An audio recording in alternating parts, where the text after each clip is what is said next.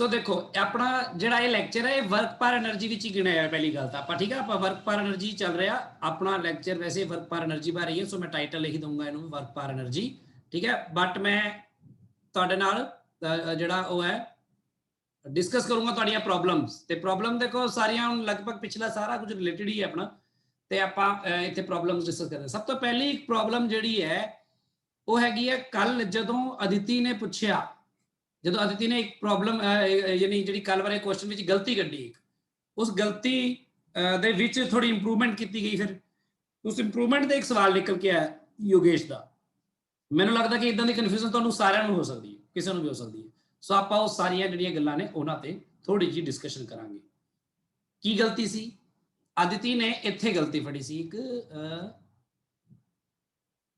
ਦੇਖੋ ਸਾਰੇ ਜਣੇ ਇੱਥੇ ਗਲਤੀ ਪਤਾ ਕਿੱਥੇ ਹੋਈ ਸੀ ਤੁਸੀਂ ਸਾਰੇ ਦੇਖੋ ਧਿਆਨ ਨਾਲ ਇੱਥੇ ਨਾਰਮਲ ਰਿਐਕਸ਼ਨ mg ਦੇ ਬਰਾਬਰ ਲੈਣਾ ਗਲਤੀ ਹੈ ਕਿਉਂਕਿ ਨਾਰਮਲ ਰਿਐਕਸ਼ਨ ਜੋ ਹੈ r ਉਹਨੂੰ r ਹੀ ਰੱਖੋ r ਕਿੰਨੀ ਹੈ ਸਾਨੂੰ ਨਹੀਂ ਪਤਾ ਕਿਉਂਕਿ ਆ f ਦਾ ਵੀ ਕੰਪੋਨੈਂਟ ਹੈ ਜੋ ਉੱਪਰ ਵਾਲੀ ਡਾਇਰੈਕਸ਼ਨ ਚ ਹੈ ਦੇਖੋ इस f ਦਾ ਇੱਕ ਕੰਪੋਨੈਂਟ ਜੋ ਹੈ ਉਹ ਇਸ ਡਾਇਰੈਕਸ਼ਨ ਚ ਹੈ f cos ਥੀਟਾ ਤੇ ਇੱਕ ਕੰਪੋਨੈਂਟ ਉੱਪਰ ਨੂੰ ਵੀ ਤਾਂ ਹੈ f sin ਥੀਟਾ ਤੇ ਇਸ ਗੱਲ ਨੂੰ ਧਿਆਨ ਨਾਲ ਦੇਖੋ ਤੇ ਉਸ ਤੋਂ ਬਾਅਦ ਜਦੋਂ ਅਦਿਤੀ ਨੇ ਫਿਰ ਮੈਨੂੰ ਕੀ ਕਿਹਾ ਉਹਦੇ ਵਿੱਚ ਅਦਿਤੀ ਨੇ ਕਿਹਾ ਕਿ ਜਿਹੜਾ ਨਾਰਮਲ ਰਿਐਕਸ਼ਨ ਹੈ ਉਹ mg ਵਿੱਚੋਂ ਮਾਈਨਸ ਕਰਨਾ ਪਏਗਾ f sin ਥੀਟਾ ਆਈ ਸੀ ਨਾ ਅਦਿਤੀ ਯੈਸ ਸਰ ਅਦਿਤੀ ਨੇ ਕਿਹਾ ਤੇ ਆਬਵੀਅਸਲੀ r ਦੀ ਵੈਲਿਊ ਜਿਹੜੀ ਇੱਥੇ mg ਪੁੱਟ ਕੀਤੀ ਹੈ ਇਹ ਮਿਊ r ਇਹ ਗਲਤ ਹੈ ਇਹ ਗਲਤ ਹੈ ਇਹਦੀ ਜਗ੍ਹਾ ਤੇ ਮਤਲਬ ਆ ਠੀਕ ਹੈ ਬਾਈ ਚਾਂਸ ਕਿਉਂਕਿ ਇੱਥੇ ਕੱਲੇ ਮੈਂ r ਦੀ ਜ਼ਿਕਰ ਕਰ ਰਿਹਾ ਸੋ ਆ ਆਣਾ ਚਾਹੀਦਾ ਜੀ ਇੱਥੇ ਕਿ ਮੈਂ ਕੱਲਾ r ਹੀ ਲਿਖ ਦਵਾਂ ਕੱਲਾ ਤਾਂ ਇੱਥੇ ਤੱਕ ਸਭ ਠੀਕ ਹੈ ਇੱਥੇ ਵੀ rd ਲਿਖਿਆ ਮੈਂ ਤਾਂ r ਦੀ ਵੈਲਿਊ ਤਾਂ ਪੁੱਟ ਕੀਤੀ ਨਹੀਂ ਸੋ ਇਹਦੀ ਗਲਤੀ ਹੋਈ ਨਹੀਂ ਸੋ ਗਲਤੀ ਇੱਥੇ ਹੋਈ ਠੀਕ ਹੁਣ ਗੱਲ ਕੀ ਹੈ ਜਦੋਂ ਮੈਂ ਸ਼ੇਅਰ ਕੀਤਾ ਮੈਡੀਕਲ ਵਾਲੇ ਗਰੁੱਪ ਦੇ ਵਿੱਚ ਸੇਮ ਅਦਿਤੀ ਦੀ ਆ ਪ੍ਰੋਬਲਮ ਤਾਂ ਮੈਨੂੰ ਇਹ ਜਿਵੇਂ ਉਹਨੇ ਕਿਹਾ ਯੋਗੇਸ਼ ਨੇ ਕਿਹਾ ਵੀ ਸਰ r ਜਿਹੜਾ ਹੈ ਉਹ mg f sin ਥੀਟਾ ਆਣਾ ਚਾਹੀਦਾ ਬਲਕਿ क्योंकि f sin थीटा जो है ऊपर ਨੂੰ r ਨੂੰ ਸਪੋਰਟ ਕਰ ਰਿਹਾ ਸੋ ਦੇਖੋ ਇੱਥੇ ਤੁਸੀਂ ਗਲਤੀ ਕਰ ਜਾਂਦੇ ਹੋ ਅਕਸਰ ਹੁਣ ਮੈਂ ਤੁਹਾਨੂੰ ਦੱਸਦਾ ਕੱਲ ਵੀ ਮੈਂ ਕੁਝ ਗੱਲਾਂ ਇਸ ਬਾਰੇ ਦੱਸੂਗਾ ਪਰ ਮੈਂ ਅੱਜ ਥੋੜੀ ਕਲੀਅਰ ਕਰ ਦਵਾਂ ਇਹ ਕਿਉਂ ਨਹੀਂ ਹੈ ਪਹਿਲੀ ਗੱਲ ਤਾਂ ਤੁਸੀਂ ਦੇਖੋ ਕਿ ਜਿਹੜੇ ਬਾਡੀ ਹੈ ਉਹ ਵਰਟੀਕਲ ਅਗਰ ਮੋਸ਼ਨ ਦੇਖਿਆ ਜਾਵੇ ਤਾਂ ਵਰਟੀਕਲੀ ਤਾਂ ਬਾਡੀ ਮੂਵ ਕਰ ਹੀ ਨਹੀਂ ਰਹੀ ਨਾ ਉੱਪਰ ਜਾ ਰਹੀ ਹੈ ਨਾ ਨੀਚੇ ਆ ਰਹੀ ਹੈ ਇਹਦਾ ਮਤਲਬ ਉੱਪਰ ਨੂੰ ਲੱਗਣ ਵਾਲੇ ਸਾਰੇ ਫੋਰਸ ਜਿਵੇਂ ਉੱਪਰ ਨੂੰ ਇੱਕ ਤਾਂ r ਲੱਗ ਰਿਹਾ ਉਹਨੂੰ r ਹੀ ਰੱਖੋ ਪਹਿਲਾਂ ਨਾ ਦੇਖੋ ਸਪੋਰਟ ਕਰ ਰਿਹਾ ਕੀ ਕਰ ਰਿਹਾ ਤੇ r ਦੀ ਦਿਸ਼ਾ ਵਿੱਚ ਹੀ f sin ਥੀਟਾ ਵੀ ਲੱਗੇਗਾ ਤਾਂ ਉਹਨੂੰ ਐਡ ਕਰੋ f sin ਥੀਟਾ ਨੂੰ ਯਾਨੀ ਜਿੰਨਾ ਵੀ ਫੋਰਸ ਅਪਵਰਡ ਲੱਗ ਰਿਹਾ ਬਰਾਬਰ ਹੋਏਗਾ ਜਿੰਨਾ ਫੋਰਸ ਡਾਊਨਵਰਡ ਲੱਗ ਰਿਹਾ mg ਤਾਂ ਇੱਥੋਂ r ਨਿਕਲੇਗਾ ਫਿਰ ਆ ਵਾਲਾ f sin ਥੀਟਾ ਤੇ ਜਾ ਕੇ ਮਾਈਨਸ ਹੋਏਗਾ ਸੋ ਉਸ ਫੋਰਸ ਦੇ f sin ਥੀਟਾ ਕੰਪੋਨੈਂਟ ਨੇ weight ਨੂੰ ਬੈਲੈਂਸ ਕਰ ਲਿਆ ਥੋੜਾ ਜਿਹਾ ਤੇ ਬਾਕੀ ਜਿਹੜਾ weight ਦਾ ਬਾਕੀ ਬਚਿਆ ਹਿੱਸਾ ਹੈ ਉਹੀ ਨਾਰਮਲ ਰਿਐਕਸ਼ਨ ਮਿਲੇਗੀ ਆਪਾਂ ਨੂੰ ਉੱਪਰ ਨੂੰ ਕਲੀਅਰ ਹੈ ਗੱਲ ਹੈ ਯੋਗੇਸ਼ ਹਾਂਜੀ ਸਰ ਠੀਕ ਹੈ ਇੱਕ ਤਾਂ ਆ ਗੱਲ ਸੀਗੀ ਜਿਹੜੀ ਮੈਂ ਤੁਹਾਡੇ ਨਾਲ ਸ਼ੇਅਰ ਕਰਨੀ ਸੀ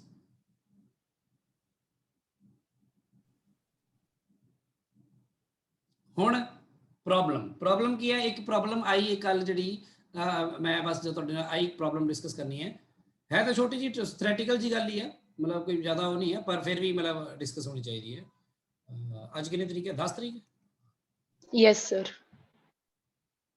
ਆ ਲਓ ਜੀ ਆ ਪ੍ਰੋਬਲਮ ਹੈ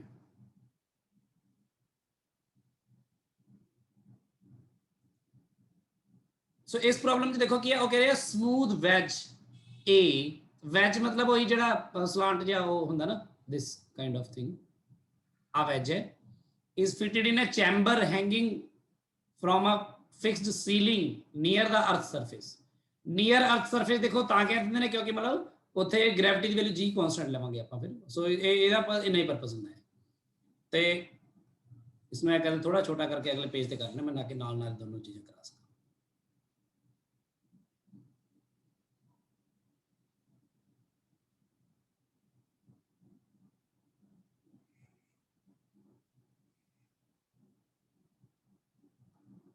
देखो हुण बेसिकली की है भी एक वैज है जिहड़ा इस तरह का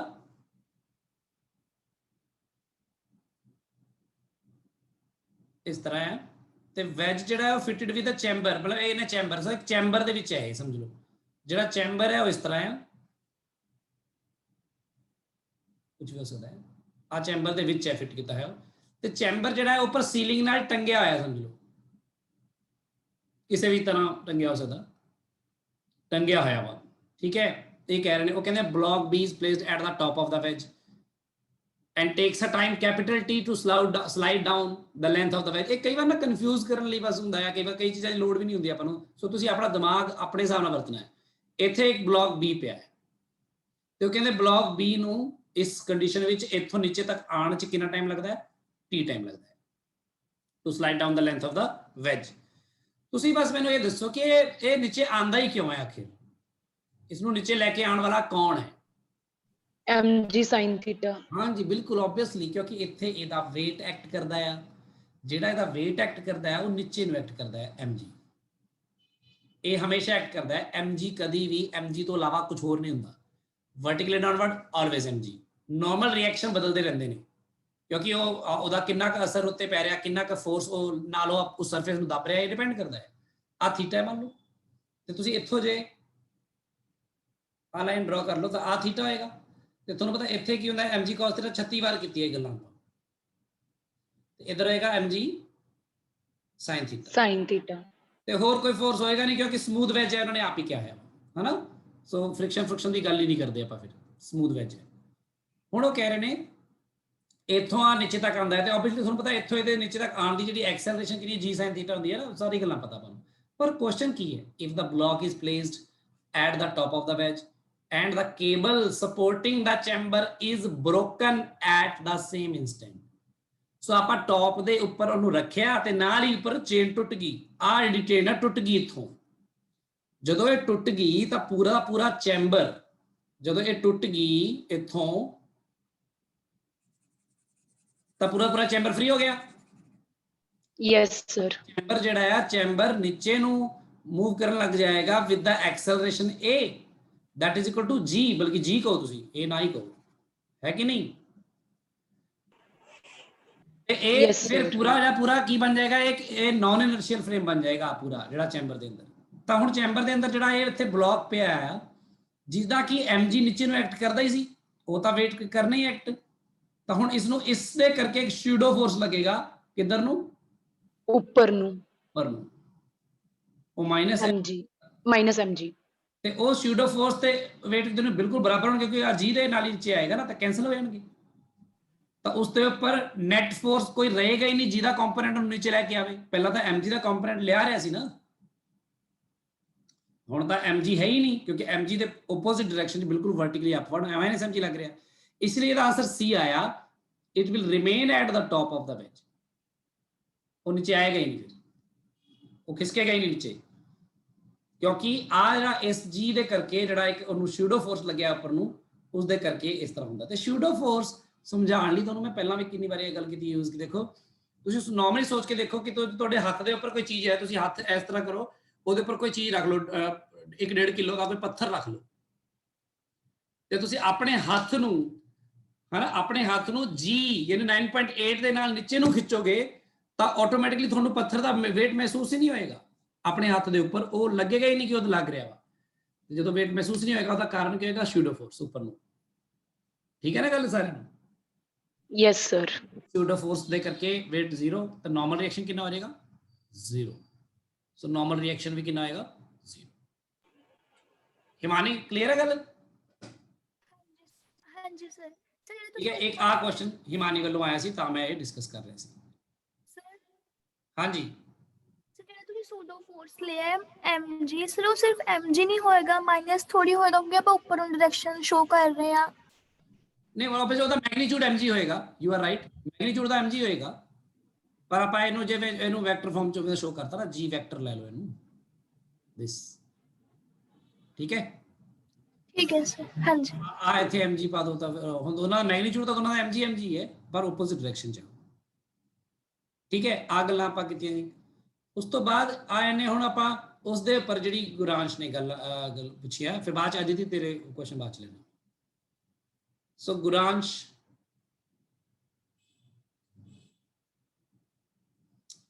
ਆ ਆਪਣਾ ਕੱਲ ਦਾ ਲੈਕਚਰ ਹੈ, ਇਹਦੇ ਵਿੱਚ ਜਿਹੜੇ ਡਾਊਟਸ ਨੇ ਤੁਹਾਡੇ ਨਾਲ ਡਿਸਕਸ ਤੇ ਹੋਣਗੇ। ਹਾਂਜੀ ਗੁਰਾਂਸ਼, ਇਹਦੇ ਵਿੱਚ ਤਾਂ ਕਿੱਥੇ ਤੇਰੀ ਸੀ? ਇੱਥੇ ਕੋਈ ਪ੍ਰੋਬਲਮ ਹੈ ਗੁਰਾਂਸ਼? ਨਹੀਂ ਸਰ। ਇੱਥੇ ਨਹੀਂ ਸਰ। ਇੱਥੇ हाँ जी आह ਹਾਂ ਠੀਕ। ਸੋ ਇੱਥੇ ਦੇਖ ਪਹਿਲੀ ਗੱਲ ਤਾਂ ਇਹ ਆਪਾਂ ਦੇਖੋ ਪਹਿਲੀ ਗੱਲ ਜਿਹੜਾ ਵਰਕ ਡਨ ਹੁੰਦਾ ਹੈ, ਵਰਕ ਡਨ ਇੱਕ ਲਗਾਤਾਰ ਹੋਣ ਵਾਲਾ ਪ੍ਰੋਸੈਸ ਹੈ ਕਿ ਜਦੋਂ ਪੂਰੀ ਡਿਸਪਲੇਸਮੈਂਟ ਦੇ ਦੌਰਾਨ ਤੁਸੀਂ ਕੀਤਾ, ਜਿਵੇਂ ਵਰਕ ਡਨ ਮੈਂ ਕਾਂਸਟੈਂਟ ਫੋਰਸ ਕਰਾਇਆ ਸ਼ੁਰੂ ਤੁਹਾਨੂੰ, ਮੈਂ ਕਾਂਸਟੈਂਟ ਫੋਰਸ ਇੱਥੇ ਕਰਾਇਆ ਸੀ ਨਾ, ਇੱਥੇ ਮੈਂ ਕੀ ਕਰਾਇਆ ਸੀ, ਮੈਂ ਇੱਥੇ ਕਹਿੰਦੇ ਆਹ ਫੋਰਸ ਹੈ, ਆਹ ਡਿਸਪਲੇਸਮੈਂਟ ਹੈ, ਤਾਂ ਆਹ ਜਿਹੜਾ ਫੋਰਸ ਹੈ ਨਾ, ਇਹ ਫੋਰਸ ਕੋਈ ਇੱਥੇ ਨਹੀਂ ਹੈ ਕਿ ਫੋਰਸ ਇੰਨਾ ਹੀ ਇੱਥੇ ਲੱਗ ਰਿਹਾ ਸੀ ਬਸ ਉਸ ਤੋਂ ਬਾਅਦ ਛੱਡਤਾ ਸੀ, ਨਹੀਂ, ਇਹ ਇੱਥੇ ਵੀ ਲੱਗ ਰਿਹਾ ਸੀ ਉਨਾ ਹੀ, ਤੇ ਇਹ ਇੱਥੇ ਵੀ ਲੱਗ ਰਿਹਾ ਸੀ, ਇਹ ਇੱਥੇ ਵੀ ਲੱਗ ਰਿਹਾ ਸੀ, ਇਹ ਇੱਥੇ ਵੀ ਲੱਗ ਰਿਹਾ ਸੀ, ਇਹ ਕਰਦੇ ਕਰਦੇ ਹਰ ਜਗ੍ਹਾ ਲੱਗਦੇ ਇਹ ਲਾਸਟ ਮੋਮੈਂਟ ਤੱਕ ਵੀ ਉਨਾ ਹੀ ਲੱਗ ਰਿਹਾ ਸੀ ਤੇ ਉਸੇ ਦਿਸ਼ਾ 'ਚ ਲੱਗ ਰਿਹਾ ਸੀ, ਤਾਂ ਇਹ ਕਾਂਸਟੈਂਟ ਫੋਰਸ ਹੋਇਆ ਨਾ, ਤਾਂ ਮੈਂ ਵਰਕ ਫੋਰਸ ਨੂੰ ਡਿਸਪਲੇਸਮੈਂਟ ਨਾਲ ਡਾਟ ਪ੍ਰੋਡਕਟ ਕੀਤਾ ਨਾ, ਠੀਕ ਹੈ ਗੱਲ। हाँ जी सर ਹੁਣ ਜਦੋਂ ਤੂੰ ਜੰਪ ਕਰ ਰਿਹਾ ਬੰਦਾ, ਜਦੋਂ ਬੰਦਾ ਜੰਪ ਕਰ ਰਿਹਾ ਉੱਪਰ ਨੂੰ ਇੱਥੇ, ਤਾਂ ਉਹਨੇ ਨਾਰਮਲ ਰਿਐਕਸ਼ਨ ਦਾ ਜਿਹੜਾ ਫੋਰਸ ਹੈ ਉਹ ਤਾਂ ਸਿਰਫ ਉਦੋਂ ਤੱਕ ਹੈ ਜਦੋਂ ਤੱਕ ਉਹ ਫਰਸ਼ ਨਾਲ ਅਟੈਚਡ ਹੈ। ਜਿਵੇਂ ਉਹ ਫਰਸ਼ ਤੋਂ 0.00001 ਮੀਟਰ ਜਾਂ ਸੈਂਟੀਮੀਟਰ ਵੀ ਉੱਪਰ ਗਿਆ ਇੱਥੋਂ, ਜਦੋਂ ਤਾਂ ਉਹ ਜਿਵੇਂ ਉੱਪਰ ਗਿਆ ਨਾਰਮਲ ਰਿਐਕਸ਼ਨ ਨਾਲ ਹੀ ਖਤਮ। ਤੇ ਆਪਾਂ ਨੂੰ ਪੁੱਛਿਆ ਕਿ work done by normal reaction ਮੈਂ ਕਰ ਰਿਹਾ ਸੀ, not by weight, work done by weight ਆਏਗਾ ਕਿਉਂਕਿ weight ਉਹਦਾ ਉੱਪਰ ਤੱਕ ਲੱਗਦਾ ਰਿਹਾ। ਵਰਕ ਡਨ ਬਾय ਗ੍ਰੈਵਿਟੀ ਇੱਥੇ ਆਏਗਾ, ਨੈਗੇਟਿਵ ਆਏਗਾ ਉਹ, ਕਿਉਂਕਿ ਇੱਥੇ ਉਸ ਬੰਦੇ ਦਾ weight, ਜੇ ਮੈਂ ਵਰਕ ਡਨ ਬਾय ਗ੍ਰੈਵਿਟੀ ਇੱਥੇ ਲਿਖਾਂ, ਵਰਕ ਡਨ ਬਾय ਗ੍ਰੈਵਿਟੀ ਇਸੇ ਕੇਸ 'ਚ, ਤਾਂ ਗ੍ਰੈਵਿਟੀ ਦਾ ਫੋਰਸ ਤਾਂ ਲਗਾਤਾਰ ਲੱਗਦਾ ਰਿਹਾ ਨਾ ਉਹਨੂੰ, ਚਾਹੇ ਉਹ ਨੀਚੇ ਸੀਗਾ ਚਾਹੇ ਉੱਪਰ ਸਭ ਤੋਂ ਟੌਪ ਪੁਆਇੰਟ ਤੇ ਗਿਆ ਤਾਂ ਵੀ mg ਦੀ ਚਿੰਨ੍ਹ ਲੱਗ ਰਿਹਾ ਸੀ, ਤਾਂ ਉੱਥੇ ਵਰਕ ਡਨ ਜਿਹੜਾ ਆਏਗਾ ਬਾਈ ਗ੍ਰੈਵਿਟੀ ਉਹ ਕਿਹਦੇ ਬਰਾਬਰ ਆਏਗਾ, mg ਦੀ ਫੋਰਸ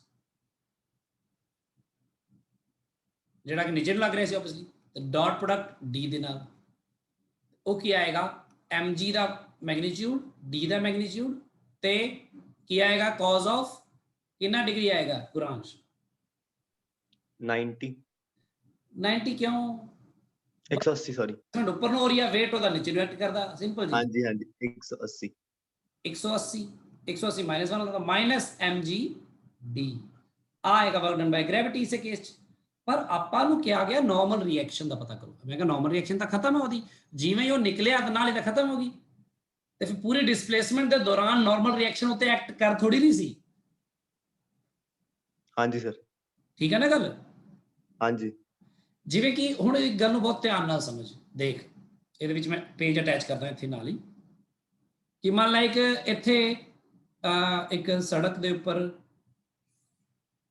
ਇੱਕ ਮੋਸ਼ਨ ਦੀ ਗੱਲ ਕਰ ਰਿਹਾ ਮੈਂ, ਤੇ ਮੰਨ ਲਾ ਇੱਥੇ ਇੱਕ ਰੇੜੀ ਆ, ਜਿਹੜੀ ਮੂਵ ਕਰਦੀ ਹੈ, ਠੀਕ ਹੈ, ਇੱਥੇ ਇੱਕ ਬੰਦਾ ਆ, ਉਹ ਇਸ ਰੇੜੀ ਨੂੰ ਨਾਲ ਪੁਸ਼ ਕਰਦੇ ਹੋਏ ਭੱਜਦਾ ਆ, ਤੇ ਪੁਸ਼ ਕਰਦੇ ਕਰਦੇ ਮੰਨ ਲਓ ਇੱਥੇ ਤੱਕ ਆਉਂਦਾ, ਠੀਕ ਹੈ। हाँ जी ਇਸ ਬੰਦੇ ਨੇ ਇਸ ਰੇੜੀ ਤੇ ਲਗਾਇਆ ਫੋਰਸ, ਚਾਹੇ ਵੇਰੀਏਬਲ ਸੀ ਚਾਹੇ ਜੋ ਵੀ, ਲਗਾਉਂਦਾ ਰਿਹਾ ਇੱਥੇ ਤੱਕ ਆਉਂਦਾ ਰਿਹਾ। ਇਸ ਤੋਂ ਬਾਅਦ ਬੰਦਾ ਇੱਥੇ ਰੁਕ ਗਿਆ ਤੇ ਰੇੜੀ ਉਹ ਅੱਗੇ ਚਲੀ ਗਈ, ਠੀਕ ਆ, ਉਹ ਅੱਗੇ ਜਾ ਕੇ ਕਿਤੇ ਰੁਕੀ, ਮੰਨ ਲਾ ਇੱਥੇ ਆ ਗਈ, ਠੀਕ ਹੈ ਗੱਲ। ਹੁਣ ਜਿਹੜਾ ਜੇ ਮੈਂ ਤੈਨੂੰ ਕਹਾ ਕਿ ਰੇੜੀ ਦੇ ਉੱਪਰ ਬੰਦੇ ਨੇ ਕਿੰਨਾ ਵਰਕ ਕੀਤਾ, ਤਾਂ ਉਹ ਵਰਕ ਲਈ ਤੂੰ ਡਿਸਪਲੇਸਮੈਂਟ ਇੱਥੋਂ ਲੈ ਕੇ ਰੇੜੀ ਜਿੱਥੇ ਰੁਕੇਗੀ ਉੱਥੇ ਤੱਕ ਲਏਗਾ। हाँ जी ਨਹੀਂ ਨਾ, ਗਲਤ ਹੈ ਨਾ ਉਹ, ਕਿਉਂਕਿ ਬੰਦਾ ਤਾਂ ਇੱਥੇ ਰੁਕ ਗਿਆ, ਇਹਨੇ ਫੋਰਸ ਲਾਣਾ ਬੰਦ ਕਰਤਾ, ਅਗਲਾ ਵੀ ਕੰਮ ਤੂੰ ਇਹਦੇ ਸਿਰ ਪਾਤਾ ਵੀ ਇਹ ਕਰ ਰਿਹਾ ਸੀ।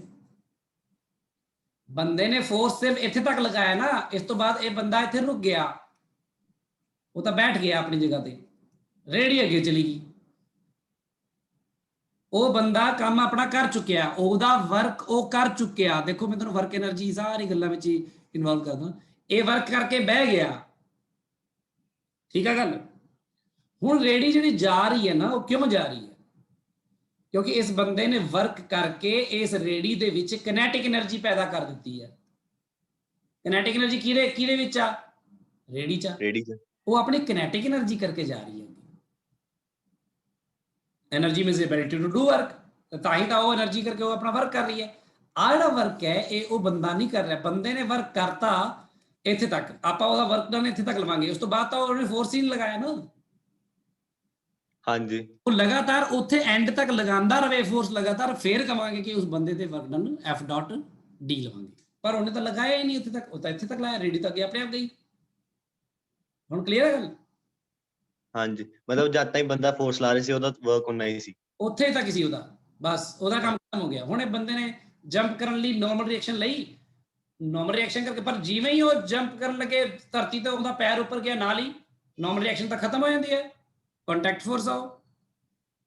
ਹਾਂਜੀ ਬਸ ਫਿਰ ਉਸ ਤੋਂ ਬਾਅਦ ਉੱਪਰਲਾ ਜਿਹੜਾ ਮੋਸ਼ਨ ਹੋਇਆ ਉਹ ਤਾਂ ਬੰਦੇ ਨੇ ਜਿਹੜਾ ਮਸਲਸ ਨਾਲ ਆਪਣੇ ਨੀਚੇ ਨੂੰ ਧਰਤੀ ਨੂੰ ਹਨਾ ਦੱਬ ਕੇ ਜਿਹੜਾ ਨਾਰਮਲ ਰਿਐਕਸ਼ਨ ਲੈ ਲਿਆ, ਉਸ ਤੋਂ ਬਾਅਦ ਨਾਰਮਲ ਰਿਐਕਸ਼ਨ ਨੇ ਕੋਈ ਕੰਮ ਨਹੀਂ ਕੀਤਾ ਉੱਪਰ ਤੱਕ, ਠੀਕ ਆ ਵੀ ਹੋ ਗਿਆ ਹਾਈਟ ਜਿੰਨੇ ਵੀ ਜੰਪ ਕੀਤੀ ਉਹਨੇ, ਤਾਂ ਉੱਥੇ ਨਾਰਮਲ ਰਿਐਕਸ਼ਨ ਦਾ ਵਰਕ ਡਨ 0 ਹੋਏਗਾ, ਪਰ ਗ੍ਰੈਵਿਟੀ ਦਾ -mgd ਹੋਏਗਾ। ਸਭ ਦਾ ਅਲੱਗ-ਅਲੱਗ ਵਰਕ ਡਨ ਹੁੰਦਾ ਨਾ, ਹਰ ਫੋਰਸ ਦਾ ਅਲੱਗ-ਅਲੱਗ ਵਰਕ ਡਨ ਹੁੰਦਾ ਹੈ। ਕਲੀਅਰ ਹੈ ਗੱਲ? ਹਾਂਜੀ ਸਰ। ਤੇ ਇੱਕ ਤੇਰਾ ਸੀਗਾ ਵੇਰੀਏਬਲ ਫੋਰਸ, ਹਾਂਜੀ ਹੁਣ ਆ ਵੇਰੀਏਬਲ ਫੋਰਸ ਕਰਾਇਆ ਸੀ ਤੁਹਾਨੂੰ ਮੈਂ ਕਿ ਵੇਰੀਏਬਲ ਫੋਰਸ ਲਈ ਆਪਾਂ ਕੀ ਕਰਦੇ ਆ, ਇਹ ਤਾਂ ਕਾਂਸਟੈਂਟ ਫੋਰਸ ਵਾਲੀ ਗੱਲ ਸੀ। ਵੇਰੀਏਬਲ ਫੋਰਸ ਲਈ ਕੀ ਹੈ ਕਿ ਫੋਰਸ ਅਲੱਗ-ਅਲੱਗ ਜਗ੍ਹਾ ਅਲੱਗ-ਅਲੱਗ ਬਦਲ ਰਿਹਾ ਵਾ ਹਨਾ, ਤਾਂ ਆਪਾਂ ਕੀ ਕਰਦੇ ਆ ਉੱਥੇ ਆਪਾਂ ਇੰਟੀਗ੍ਰੇਸ਼ਨ ਕਰਦੇ ਆ। ਇੰਟੀਗ੍ਰੇਸ਼ਨ ਦਾ ਜਿਹੜਾ ਪ੍ਰੋਸੀਜਰ ਹੈ, ਜਿਹੜਾ ਸਿੰਬੋਲਿਕ ਰਿਪਰੈਜ਼ੈਂਟੇਸ਼ਨ ਆ ਉਹ ਅਲੱਗ ਆ, ਤੇ ਉਹਦਾ ਜਿਹੜਾ ਫਾਰਮੂਲੇਸ਼ਨ ਆ ਉਹ ਅਲੱਗ ਆ। ਇਸ ਲਈ ਆਪਾਂ ਸਿੰਬੋਲਿਕਲੀ ਗੱਲ ਨੂੰ ਸਮਝਦੇ ਆ, ਤੇ ਬਾਅਦ ਚ ਫਾਰਮੂਲਾ ਯੂਜ਼ ਕਰਦੇ ਆ, ਕਿਉਂਕਿ ਫਾਰਮੂਲਾ ਸਾਨੂੰ ਪਤਾ ਆ। ਠੀਕ ਹੈ, ਜਿਵੇਂ ਕਿ ਆ ਦੇਖੋ ਹੁਣ ਆ ਫੋਰਸ ਹੈ, ਫੋਰਸ ਜਿਹੜਾ 2x ਸਕੁਅਰ ਹੈ, ਤੇ ਹਰ ਜਗ੍ਹਾ ਫੋਰਸ ਅਲੱਗ-ਅਲੱਗ ਹੈ, ਹਰ ਮੂਵਮੈਂਟ ਤੇ ਇੱਥੇ ਵੀ ਅਲੱਗ ਹੈ, ਇੱਥੇ ਵੀ ਅਲੱਗ ਹੈ, ਇੱਥੇ ਵੀ ਅਲੱਗ ਹੈ, ਇੱਥੇ ਵੀ ਅਲੱਗ ਹੈ, ਇੱਥੇ ਵੀ ਅਲੱਗ ਹੈ, ਹਰ ਜਗ੍ਹਾ ਅਲੱਗ-ਅਲੱਗ ਹੈ।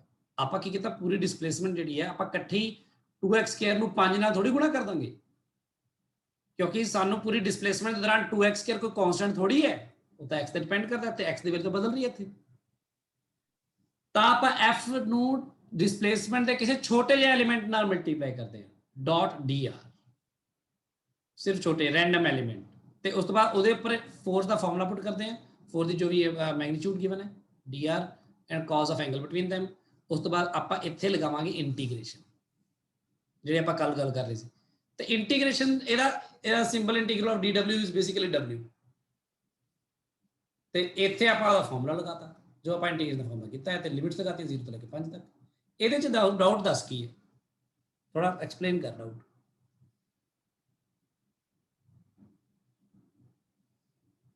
ਗੁਰਾਂਸ਼ ਸਰ। ਹਾਂਜੀ ਹਾਂਜੀ ਸਰ ਐਨਸੀਈਆਰਟੀ ਚ ਉਹਨਾਂ ਨੇ ਸਮੇਸ਼ਨ ਦਾ ਸਾਈਨ ਯੂਜ਼ ਕੀਤਾ ਹੈ। ਅੱਛਾ, ਮੈਂ ਦੱਸ ਦਿੰਦਾ ਸਮੇਸ਼ਨ ਦਾ ਦੱਸ ਦਿੰਦਾ। ਸਮੇਸ਼ਨ ਬੇਸਿਕਲੀ ਕੀ ਹੈ, ਸਮੇਸ਼ਨ ਕੀ ਕਿਸੇ ਖਾਸ ਜਗ੍ਹਾ ਤੇ ਜਾ ਕੇ ਇੰਟੀਗਰਲ ਬਣ ਜਾਂਦਾ ਹੈ, ਤੇ ਬਾਕੀ ਇੰਟੀਗਰਲ ਤੇ ਸਮੇਸ਼ਨ ਦਾ ਕੀ ਡਿਫਰੈਂਸ ਤੇ ਕੀ ਨਹੀਂ ਹੈ ਮੈਂ ਤੁਹਾਨੂੰ ਹੁਣੀ ਦੱਸਦਾ, ਅਗਲੇ ਪੇਜ ਤੇ ਦੇਖ, ਅਗਲੇ ਪੇਜ ਸਾਰਿਆਂ ਨੇ ਸਮਝੋ ਧਿਆਨ ਨਾਲ ਇਸ ਗੱਲ ਨੂੰ, ਠੀਕ ਹੈ। ਵੇਰੀਏਬਲ ਫੋਰਸ ਦਾ ਤੁਹਾਨੂੰ ਇੱਕ ਨਵਾਂ ਵਰਜ਼ਨ ਦਿਖਾ ਦਿੰਦਾ ਵਾ, ਬਾਅਦ ਚ ਉਹਦੇ ਚ ਕੱਲ ਵਾਲੀ ਗੱਲ ਵੀ ਆ ਜਾਏਗੀ ਜਿਹੜੀ ਡਿਸਕਸ ਹੋ ਰਹੀ ਸੀ ਗਰੁੱਪ ਚ। ਚਲੋ ਜੀ, ਐਨਸੀਈਆਰਟੀ ਵਾਲਿਆਂ ਨੇ ਤਾਂ ਜਿਹੜੀ ਸਿੰਪਲ ਜੀ ਗੱਲ ਦੱਸੀ ਹੋਈ ਆ, ਇਹ ਚ ਤਾਂ ਜ਼ਿਆਦਾ ਵੱਡੀ ਗੱਲ ਆ। ਚਲੋ ਦੱਸਦਾ, ਇੱਥੋਂ ਮੰਨ ਲੈ ਆ ਆਇਆ ਡਿਸਪਲੇਸਮੈਂਟ, ਠੀਕ ਹੈ। ਜਿਹੜੀ ਡਿਸਪਲੇਸਮੈਂਟ ਹੋ ਰਹੀ ਹੈ, ਮੰਨ ਲਾ ਇੱਥੇ ਜਿਹੜਾ ਬੋਡੀ ਹੈ, ਜਿਹੜਾ ਬਾਕਸ ਨੂੰ ਲੈ ਕੇ ਜਾਣਾ ਆਪਾਂ, ਮੰਨ ਲਾ ਕੋਈ ਬੋਡੀ ਨੂੰ ਲੈ ਕੇ ਜਾਣਾ ਆਪਾਂ, ਤੇ ਉਹ ਜਾਂ ਆਬਜੈਕਟ ਨੂੰ ਲੈ ਕੇ ਜਾਣਾ, ਉਹ ਇੱਥੇ ਆਬਜੈਕਟ ਪਿਆ, ਤੇ ਇੱਥੋਂ ਲੈ ਕੇ ਇੱਥੇ ਤੱਕ ਲੈ ਕੇ ਆਣਾ ਉਹਨੂੰ, ਤੇ ਮੰਨ ਲੈ ਕਿ ਜਿਹੜੀ ਡਿਸਪਲੇਸਮੈਂਟ ਹੈ ਉਹਦੇ ਵਿੱਚ ਇੱਥੋਂ ਲੈ ਕੇ ਇੱਥੇ ਤੱਕ, ਠੀਕ ਹੈ, ਇੱਕ ਡਿਸਪਲੇਸਮੈਂਟ ਹੋਈ ਇੱਥੋਂ ਤੋਂ ਲੈ ਕੇ ਤੱਕ, ਜਿਹਨੂੰ ਆਪਾਂ ਕਹਿ ਦਿੰਦੇ ਮੰਨ ਲਓ x1 ਵੈਕਟਰ, ਤੇ ਇਸ ਦੇ ਦੌਰਾਨ ਜਿਹੜਾ ਫੋਰਸ ਲੱਗਦਾ ਰਿਹਾ ਬੋਡੀ ਨੂੰ, ਉਹ ਮੰਨ ਲੈ ਹੈਗਾ ਵਾ f1 ਵੈਕਟਰ। ਇੱਥੇ f1 ਵੈਕਟਰ ਲੱਗਦਾ ਰਿਹਾ ਇੱਥੇ ਤੱਕ, ਮਤਲਬ ਕਿ ਆ ਸਾਰੇ ਚ ਲੱਗਦਾ ਰਿਹਾ, ਠੀਕ ਹੈ। ਤੇ ਇਸ ਤੋਂ ਬਾਅਦ ਇੱਥੋਂ ਬੋਡੀ ਜਦੋਂ ਇੱਥੇ ਤੱਕ ਆਈ ਹੈ ਥੋੜੀ ਜਿਹੀ ਘੱਟ ਦੂਰੀ ਤੇ, ਇੱਥੇ ਡਿਸਪਲੇਸਮੈਂਟ ਕਿੰਨੀ ਹੋ ਗਈ, x2 ਵੈਕਟਰ। ਇਹਦੇ ਦੌਰਾਨ ਮੰਨ ਲਓ ਫੋਰਸ ਉਹਦਾ ਚੇਂਜ ਹੋ ਗਿਆ, ਤੇ ਮੰਨ ਲਓ ਫੋਰਸ ਆ ਗਿਆ ਆ ਵਾਲਾ f2 ਵੈਕਟਰ, ਤੇ ਉਹ f2 ਵੈਕਟਰ ਇੱਥੇ ਲੱਗਦਾ ਰਿਹਾ ਪੂਰੇ ਦੌਰਾਨ। ਫਿਰ ਇੱਥੋਂ x2 ਤੋਂ ਬੋਡੀ ਆਈ ਹੈ ਇੱਥੇ ਤੁਰ ਕੇ x3 ਤੱਕ, ਤਾਂ ਆ ਡਿਸਪਲੇਸਮੈਂਟ ਹੋਏਗੀ x3 ਵੈਕਟਰ। ਇੱਥੇ ਮੰਨ ਲਓ ਫੋਰਸ ਲੱਗਦਾ ਰਿਹਾ ਤੁਹਾਡਾ ਆ ਵਾਲਾ, ਤਾਂ ਆ ਵਾਲਾ ਫੋਰਸ ਲੱਗਦਾ ਰਿਹਾ ਸਾਰੇ ਦੌਰਾਨ, ਠੀਕ ਹੈ, ਸੇਮ। ਤੇ ਇਹ ਮੰਨ ਲਓ f3 ਵੈਕਟਰ, ਤੇ ਇੱਥੋਂ ਮੰਨ ਲਓ ਇੱਥੇ ਜਗ੍ਹਾ ਜਾ ਕੇ ਜਿਹੜਾ ਫੋਰਸ ਲੱਗ ਰਿਹਾ ਸੀ ਉਹ ਮੰਨ ਲਓ ਲੱਗ ਰਿਹਾ ਸੀ ਕੁਝ ਵੀ ਹੋ ਸਕਦਾ, ਕਿਸੇ ਵੀ ਇੱਧਰ ਵੀ ਹੋ ਸਕਦਾ, ਹੁਣ ਇਹਦੇ ਕਰਕੇ ਚਾਹੇ ਨੈਗੇਟਿਵ ਹੋਵੇ ਜੋ ਮਰਜ਼ੀ, ਤੇ ਇੱਥੇ ਆਈ ਬੋਡੀ, ਤਾਂ ਇੱਥੇ ਆ ਗਿਆ x4 ਵੈਕਟਰ ਤੇ ਇਹ f4 ਆ ਗਿਆ। ਤਾਂ ਹੁਣ ਤੂੰ ਮੈਨੂੰ ਦੱਸ ਕਿਹੜਾ ਵਰਕ ਡਨ ਆ, ਵਰਕ ਡਨ ਇਕੱਠੇ ਥੋੜੀ ਕੈਲਕੂਲੇਟ ਕਰ ਦਾਂਗੇ ਆਪਾਂ ਵਰਕ ਡਨ 4 ਟੁਕੜਿਆਂ 'ਚ ਕੈਲਕੂਲੇਟ ਕਰਾਂਗੇ, ਇੱਥੇ ਤੋਂ ਲੈ ਕੇ ਇੱਥੇ ਤੱਕ ਦਾ ਵਰਕ ਡਨ ਵੱਖਰਾ ਆਏਗਾ ਨਾ। ਹਾਂਜੀ ਬਸ ਪਲੱਸ ਫਿਰ ਇਹਦਾ ਵੱਖਰਾ ਆਏਗਾ ਇੰਨਾ ਕੁ, ਫਿਰ ਇਹਦਾ, ਕਿਉਂਕਿ ਡਿਸਪਲੇਸਮੈਂਟ ਜਿਹੜੀ ਹੈ ਪੂਰੀ ਦੀ ਪੂਰੀ ਉਹਦੇ ਦੌਰਾਨ ਫੋਰਸ ਬਦਲਦਾ ਰਿਹਾ, 4 ਹਿੱਸਿਆਂ 'ਚ ਬਦਲ ਰਿਹਾ, 4 ਵਾਰ ਬਦਲ ਰਿਹਾ, ਇਹ ਆਪਣਾ ਵਰਕ ਡਨ ਆਏਗਾ। ਇਹਨੂੰ ਤੁਸੀਂ ਸਮੇਸ਼ਨ ਲਿਖ ਦਿਓ fi ਡਾਟ xi ਤੇ i ਦੀ ਵੈਲਿਊ ਲਿਖ ਦਿਓ ਤੁਸੀਂ 1 ਤੋਂ ਲੈ ਕੇ 4 ਤੱਕ, ਆ ਵਰਕ ਡਨ ਆ ਗਿਆ। ਤੇ ਇਹਨੂੰ ਜੇ n ਪਾਰਟਸ ਹੋਵੇ, n ਬਾਰ ਬਦਲਿਆ ਹੋਵੇ ਤਾਂ ਉਹ ਕੀ ਕਰੇਗਾ i from 1 to n fi dot xi is equal to work done। ਆ ਗੱਲ ਆ ਗਈ। ਪਰ ਜਦੋਂ ਇਹ ਗੱਲ ਹੋ ਜਾਵੇ ਕਿ ਵਰਕ ਡਨ ਜਿਹੜਾ ਹੈ, ਫੋਰਸ ਜਿਹੜਾ ਆ ਇੰਨੇ ਵੱਡੇ ਡਿਸਪਲੇਸਮੈਂਟ ਤੇ ਵੀ ਕਾਂਸਟੈਂਟ ਨਹੀਂ ਰਹਿੰਦਾ ਬਲਕਿ ਨਾਲ ਹੀ ਬਦਲ ਜਾਂਦਾ ਹੈ, ਇੱਥੋਂ ਜਸਟ ਇਹ ਬਾਕਸ ਥੋੜਾ ਜਿਹਾ ਵੀ ਅੱਗੇ ਆਇਆ ਨਾ ਇਹਨੇ ਬਦਲ ਜਾਣਾ। ਤਾਂ ਉੱਥੇ ਤੁਸੀਂ ਆ ਜਿਹੜੀ ਚੀਜ਼ਾਂ ਕਰੋਗੇ ਕਿੰਨੇ ਪਾਰਟਸ ਬਣ ਜਾਣਗੇ ਇਸ ਤਰ੍ਹਾਂ ਸਮੇਸ਼ਨ ਵਾਲੇ, ਕਿੰਨੇ ਪਾਰਟ ਬਣਨਗੇ ਦੱਸੋ? ਇਨਫਿਨਿਟਲੀ ਮੈਨੀ। ਤਾਂ ਉੱਥੇ ਆਪਾਂ ਕਹਿੰਦੇ ਕਿ ਆਪਾਂ ਜਿਹੜਾ ਡਿਸਪਲੇਸਮੈਂਟ ਲੈ ਰਹੇ ਹਾਂ ਨਾ x1 x2 ਉਹਦੀ ਜਗ੍ਹਾ ਉਹਨੂੰ ਛੋਟਾ ਜਿਹਾ ਡਿਸਪਲੇਸਮੈਂਟ dx ਕਹਿ ਦਿਓ ਤੇ ਫੋਰਸ ਦਾ ਉਹਦੇ ਨਾਲ ਡਾਟ ਪ੍ਰੋਡਕਟ ਲਓ ਤੇ ਇਸ ਨੂੰ ਕਹਿੰਦੇ ਤੁਸੀਂ ਸਮਾਲ ਵਰਕ ਡਨ ਕਿਸੇ ਰੈਂਡਮ ਪੋਜੀਸ਼ਨ ਤੇ, ਕਿਉਂਕਿ ਉੱਥੇ ਆਪਾਂ ਨੂੰ ਕੀ ਗਿਵਨ ਹੈ, ਆਪਾਂ ਨੂੰ ਗਿਵਨ ਹੈ ਕਿ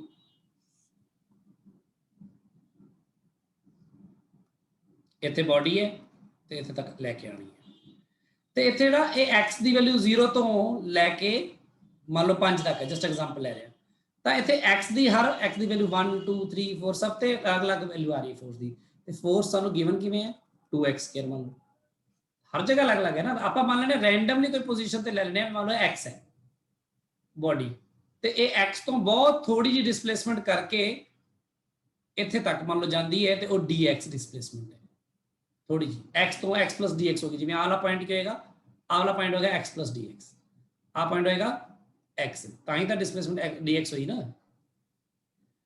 ਇਸ ਜਗ੍ਹਾ ਤੇ ਫੋਰਸ ਕਿੰਨਾ ਆਏਗਾ, ਇੰਨਾ ਹੋਏਗਾ ਨਾ ਹੁਣ 2x², ਠੀਕ ਹੈ, ਫੋਰਸ ਦੀ ਮੰਨ ਲਓ ਆਪਾਂ ਸੇਮ ਡਾਇਰੈਕਸ਼ਨ ਲਈ ਸੀ, ਆਇਨਾ ਹੋਏਗਾ 2x² ਤੇ ਆਪਾਂ ਇਹਨੂੰ ਇਸ ਜਗ੍ਹਾ ਤੇ ਕੈਲਕੂਲੇਟ ਕਰ ਲੈਣੇ ਆ 2x² into dx ਆ ਗਿਆ ਤੇ cos 0 ਡਿਗਰੀ ਆ ਗਿਆ, ਤੇ ਆ ਆਪਣਾ ਸਮਾਲ ਵਰਕ ਡਨ ਆ ਗਿਆ ਇਸ ਛੋਟੀ ਜਿਹੀ ਡਿਸਪਲੇਸਮੈਂਟ ਲਈ। ਤੇ dx ਪਤਾ ਬਹੁਤ ਛੋਟੀ ਹੈ, ਜਿੰਨੀ ਵੱਡੀ ਮੈਂ ਤੁਹਾਨੂੰ ਦਿਖਾ ਰਿਹਾ ਇੰਨੀ ਵੱਡੀ ਨਹੀਂ ਹੈ, dx ਇੰਨੀ ਕਿ ਛੋਟੀ ਹੈ ਕਿ dx approaches to 0 ਹੈ, ਤੇ ਜੇ dx approaches to 0 ਹੈ ਤਾਂ ਹੀ ਫੋਰਸ ਨੂੰ ਤੁਸੀਂ ਉਸ ਜਗ੍ਹਾ ਤੇ ਆਲਮੋਸਟ ਕਨਸਟੈਂਟ ਉਸ ਪੁਆਇੰਟ ਸਾਈਜ਼ ਤੇ ਮੰਨ ਸਕਦੇ ਹੋ ਵੀ ਜਿੰਨਾ x ਤੇ ਫੋਰਸ ਹੈਗਾ ਵਾ, x ਤੇ ਫੋਰਸ ਕਿੰਨਾ ਇੰਨਾ ਹੀ ਹੈ ਵੀ ਉਨਾ ਹੀ ਫੋਰਸ ਲੈ ਲਿਆ ਆਪਾਂ, ਕਿਉਂਕਿ ਆਪਾਂ dx ਅੱਗੇ ਬਦਲਿਆ ਹੀ ਨਾ ਥੋੜਾ, ਕਿ ਜੇ dx ਜ਼ਿਆਦਾ ਵੱਡਾ ਹੋ ਗਿਆ ਤਾਂ ਫੋਰਸ ਨੇ ਤਾਂ ਬਦਲ ਜਾਣਾ, 2x² ਰਹਿਣਾ ਹੀ ਨਹੀਂ, ਉਹ ਤਾਂ ਫਿਰ 2 into x plus delta x² ਹੋ ਜਾਊਗਾ ਨਾ। ਤਾਂ ਇਹਦਾ ਫਿਰ ਇੰਟੀਗਰਲ ਕਰਦੇ ਆ ਆਪਾਂ ਜਦੋਂ, ਤਾਂ ਇੰਟੀਗਰਲ ਕਰਦੇ ਆ ਆਪਾਂ dw integral of 2x² dx ਕਰਕੇ, ਤੇ ਇਹਦੀ ਲਿਮਿਟਸ 0 ਤੋਂ ਲੈ ਕੇ 5 ਤੱਕ ਪੁੱਟ ਕਰਦੇ ਆ, ਆਨਸਰ ਆ ਜਾਂਦਾ। ਆ ਆਪਾਂ ਕੀਤਾ ਸੀ, ਠੀਕ ਹੈ ਗੁਰਾਂਸ਼? ਹਾਂਜੀ ਸਰ ਠੀਕ ਹੈ। ਫਿਰ ਉਸ ਤੋਂ ਬਾਅਦ ਕੀ ਹੋਇਆ ਕਿ ਉਹ ਕਹਿੰਦੇ ਜ਼ਰੂਰੀ ਨਹੀਂ ਇੱਕ ਡਾਇਰੈਕਸ਼ਨ ਚ ਹੋਵੇ, ਹੋ ਸਕਦਾ ਕਿ ਮਤਲਬ ਇਸ ਤਰ੍ਹਾਂ ਹੋਵੇ, ਫੋਰਸ ਕਾਂਸਟੈਂਟ ਹੈ ਜਿਵੇਂ 2 ਕੈਪ plus 3j ਕੈਪ, ਤੇ ਫਿਰ ਇਸ ਤਰ੍ਹਾਂ ਦੀ ਕੇਸ ਚ ਆਪਾਂ ਡਿਸਪਲੇਸਮੈਂਟ ਕੱਢੀ ਤੇ ਇੱਥੇ ਸਿੱਧੇ ਮਲਟੀਪਲਾਈ ਕਰਤਾ, ਇਹ ਤਾਂ ਕੋਈ ਬਹੁਤ ਗੱਲ ਹੀ ਨਹੀਂ, ਕਾਂਸਟੈਂਟ ਫੋਰਸ ਸੀਗਾ। ਤੇ ਵੇਰੀਏਬਲ ਫੋਰਸ ਲਈ ਆਪਾਂ ਇਸ ਤਰ੍ਹਾਂ ਕਰਤਾ ਸੀ ਅੱਗੇ, ਜੋ ਆਪਾਂ ਅੱਗੇ ਗੱਲ ਕੀਤੀ ਸੀ, ਸ਼ਾਇਦ ਅੱਗੇ ਹੈ, ਅੱਛਾ ਇਹ ਤਾਂ ਉਹ ਆ ਗਿਆ ਰਿਲੇਟਿਵ ਵਾਲਾ ਆ ਗਿਆ, ਇੱਥੇ ਕੁਐਸਚਨ ਸੀਗਾ। ਹਾਂਜੀ ਸਰ ਠੀਕ ਹੈ, ਹਾਂਜੀ ਸਰ ਠੀਕ ਹੈ। ਸੋ ਹੁਣ ਮੈਂ ਇਹ ਕਹਿ ਰਿਹਾ ਕਿ ਜ਼ਰੂਰੀ ਨਹੀਂ ਹੈਗਾ ਕਿ ਜਿਹੜਾ ਕਾਂਸਟੈਂਟ ਫੋਰਸ ਹੈ ਤਾਂ ਆਪਾਂ ਨੂੰ ਐਂ ਹੀ ਲਗਾਉਣਾ ਹੈ, ਉਹ ਲਗਾਉਣਾ, ਦੇਖੋ ਜਨਰਲ ਫਾਰਮੂਲਾ ਵੀ ਤਾਂ ਕੋਈ ਹੋਏਗਾ ਨਾ।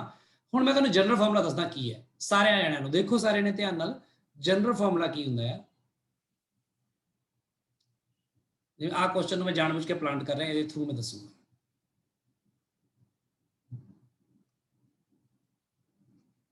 ਦੇਖੋ ਜਨਰਲੀ ਵਰਕ ਡਨ ਕੀ ਹੁੰਦਾ ਹੈ, generally in general the work done ਹੁੰਦਾ ਆ ਕਿਸੇ ਵੀ ਫੋਰਸ ਦੇ ਦੁਆਰਾ, ਤਾਂ ਫੋਰਸ ਦਾ ਡਿਸਪਲੇਸਮੈਂਟ ਦੇ ਛੋਟੇ ਜਿਹੇ ਐਲੀਮੈਂਟ dr ਦੇ ਨਾਲ ਡਾਟ ਪ੍ਰੋਡਕਟ ਕਰਕੇ ਸਮਾਲ ਵਰਕ ਡਨ ਆਉਂਦਾ ਹੈ, ਠੀਕ ਹੈ, ਸਮਾਲ ਵਰਕ ਡਨ ਆਉਂਦਾ ਹੈ। ਉਸ ਤੋਂ ਬਾਅਦ ਟੋਟਲ ਵਰਕ ਡਨ ਜਿਹੜਾ ਹੁੰਦਾ ਉਹ ਇਹਦਾ ਇੰਟੀਗਰਲ ਹੁੰਦਾ ਹੈ, ਜਾਂ ਫਿਰ ਤੁਸੀਂ ਕਹਿ ਦਿਓ F ਡਾਟ dr, ਤੇ ਇੱਥੇ ਲਿਮਿਟਸ ਹੁੰਦੀਆਂ ਨੇ, ਮੰਨ ਲਓ ਉਹਦੀ R1 ਤੋਂ ਲੈ ਕੇ R2 ਤੱਕ ਕੁਝ ਵੀ ਹੋ ਸਕਦੀ ਹੈ, ਜੋ ਵੀ ਹੈ। ਆ ਆਪਣਾ ਜਨਰਲ ਫਾਰਮੂਲਾ ਹੈ। ਚਾਹੇ ਫੋਰਸ ਕਾਂਸਟੈਂਟ ਹੋਵੇ ਤਾਂ ਵੀ ਇਹ ਲੱਗ ਸਕਦਾ ਹੈ, ਤੇ ਫੋਰਸ ਵੇਰੀਏਬਲ ਹੋਵੇ ਤਾਂ ਵੀ ਇਹ ਲੱਗੇਗਾ। ਸੋ ਆਹ ਜਨਰਲ ਫਾਰਮੂਲਾ ਹੈ ਆਪਣਾ।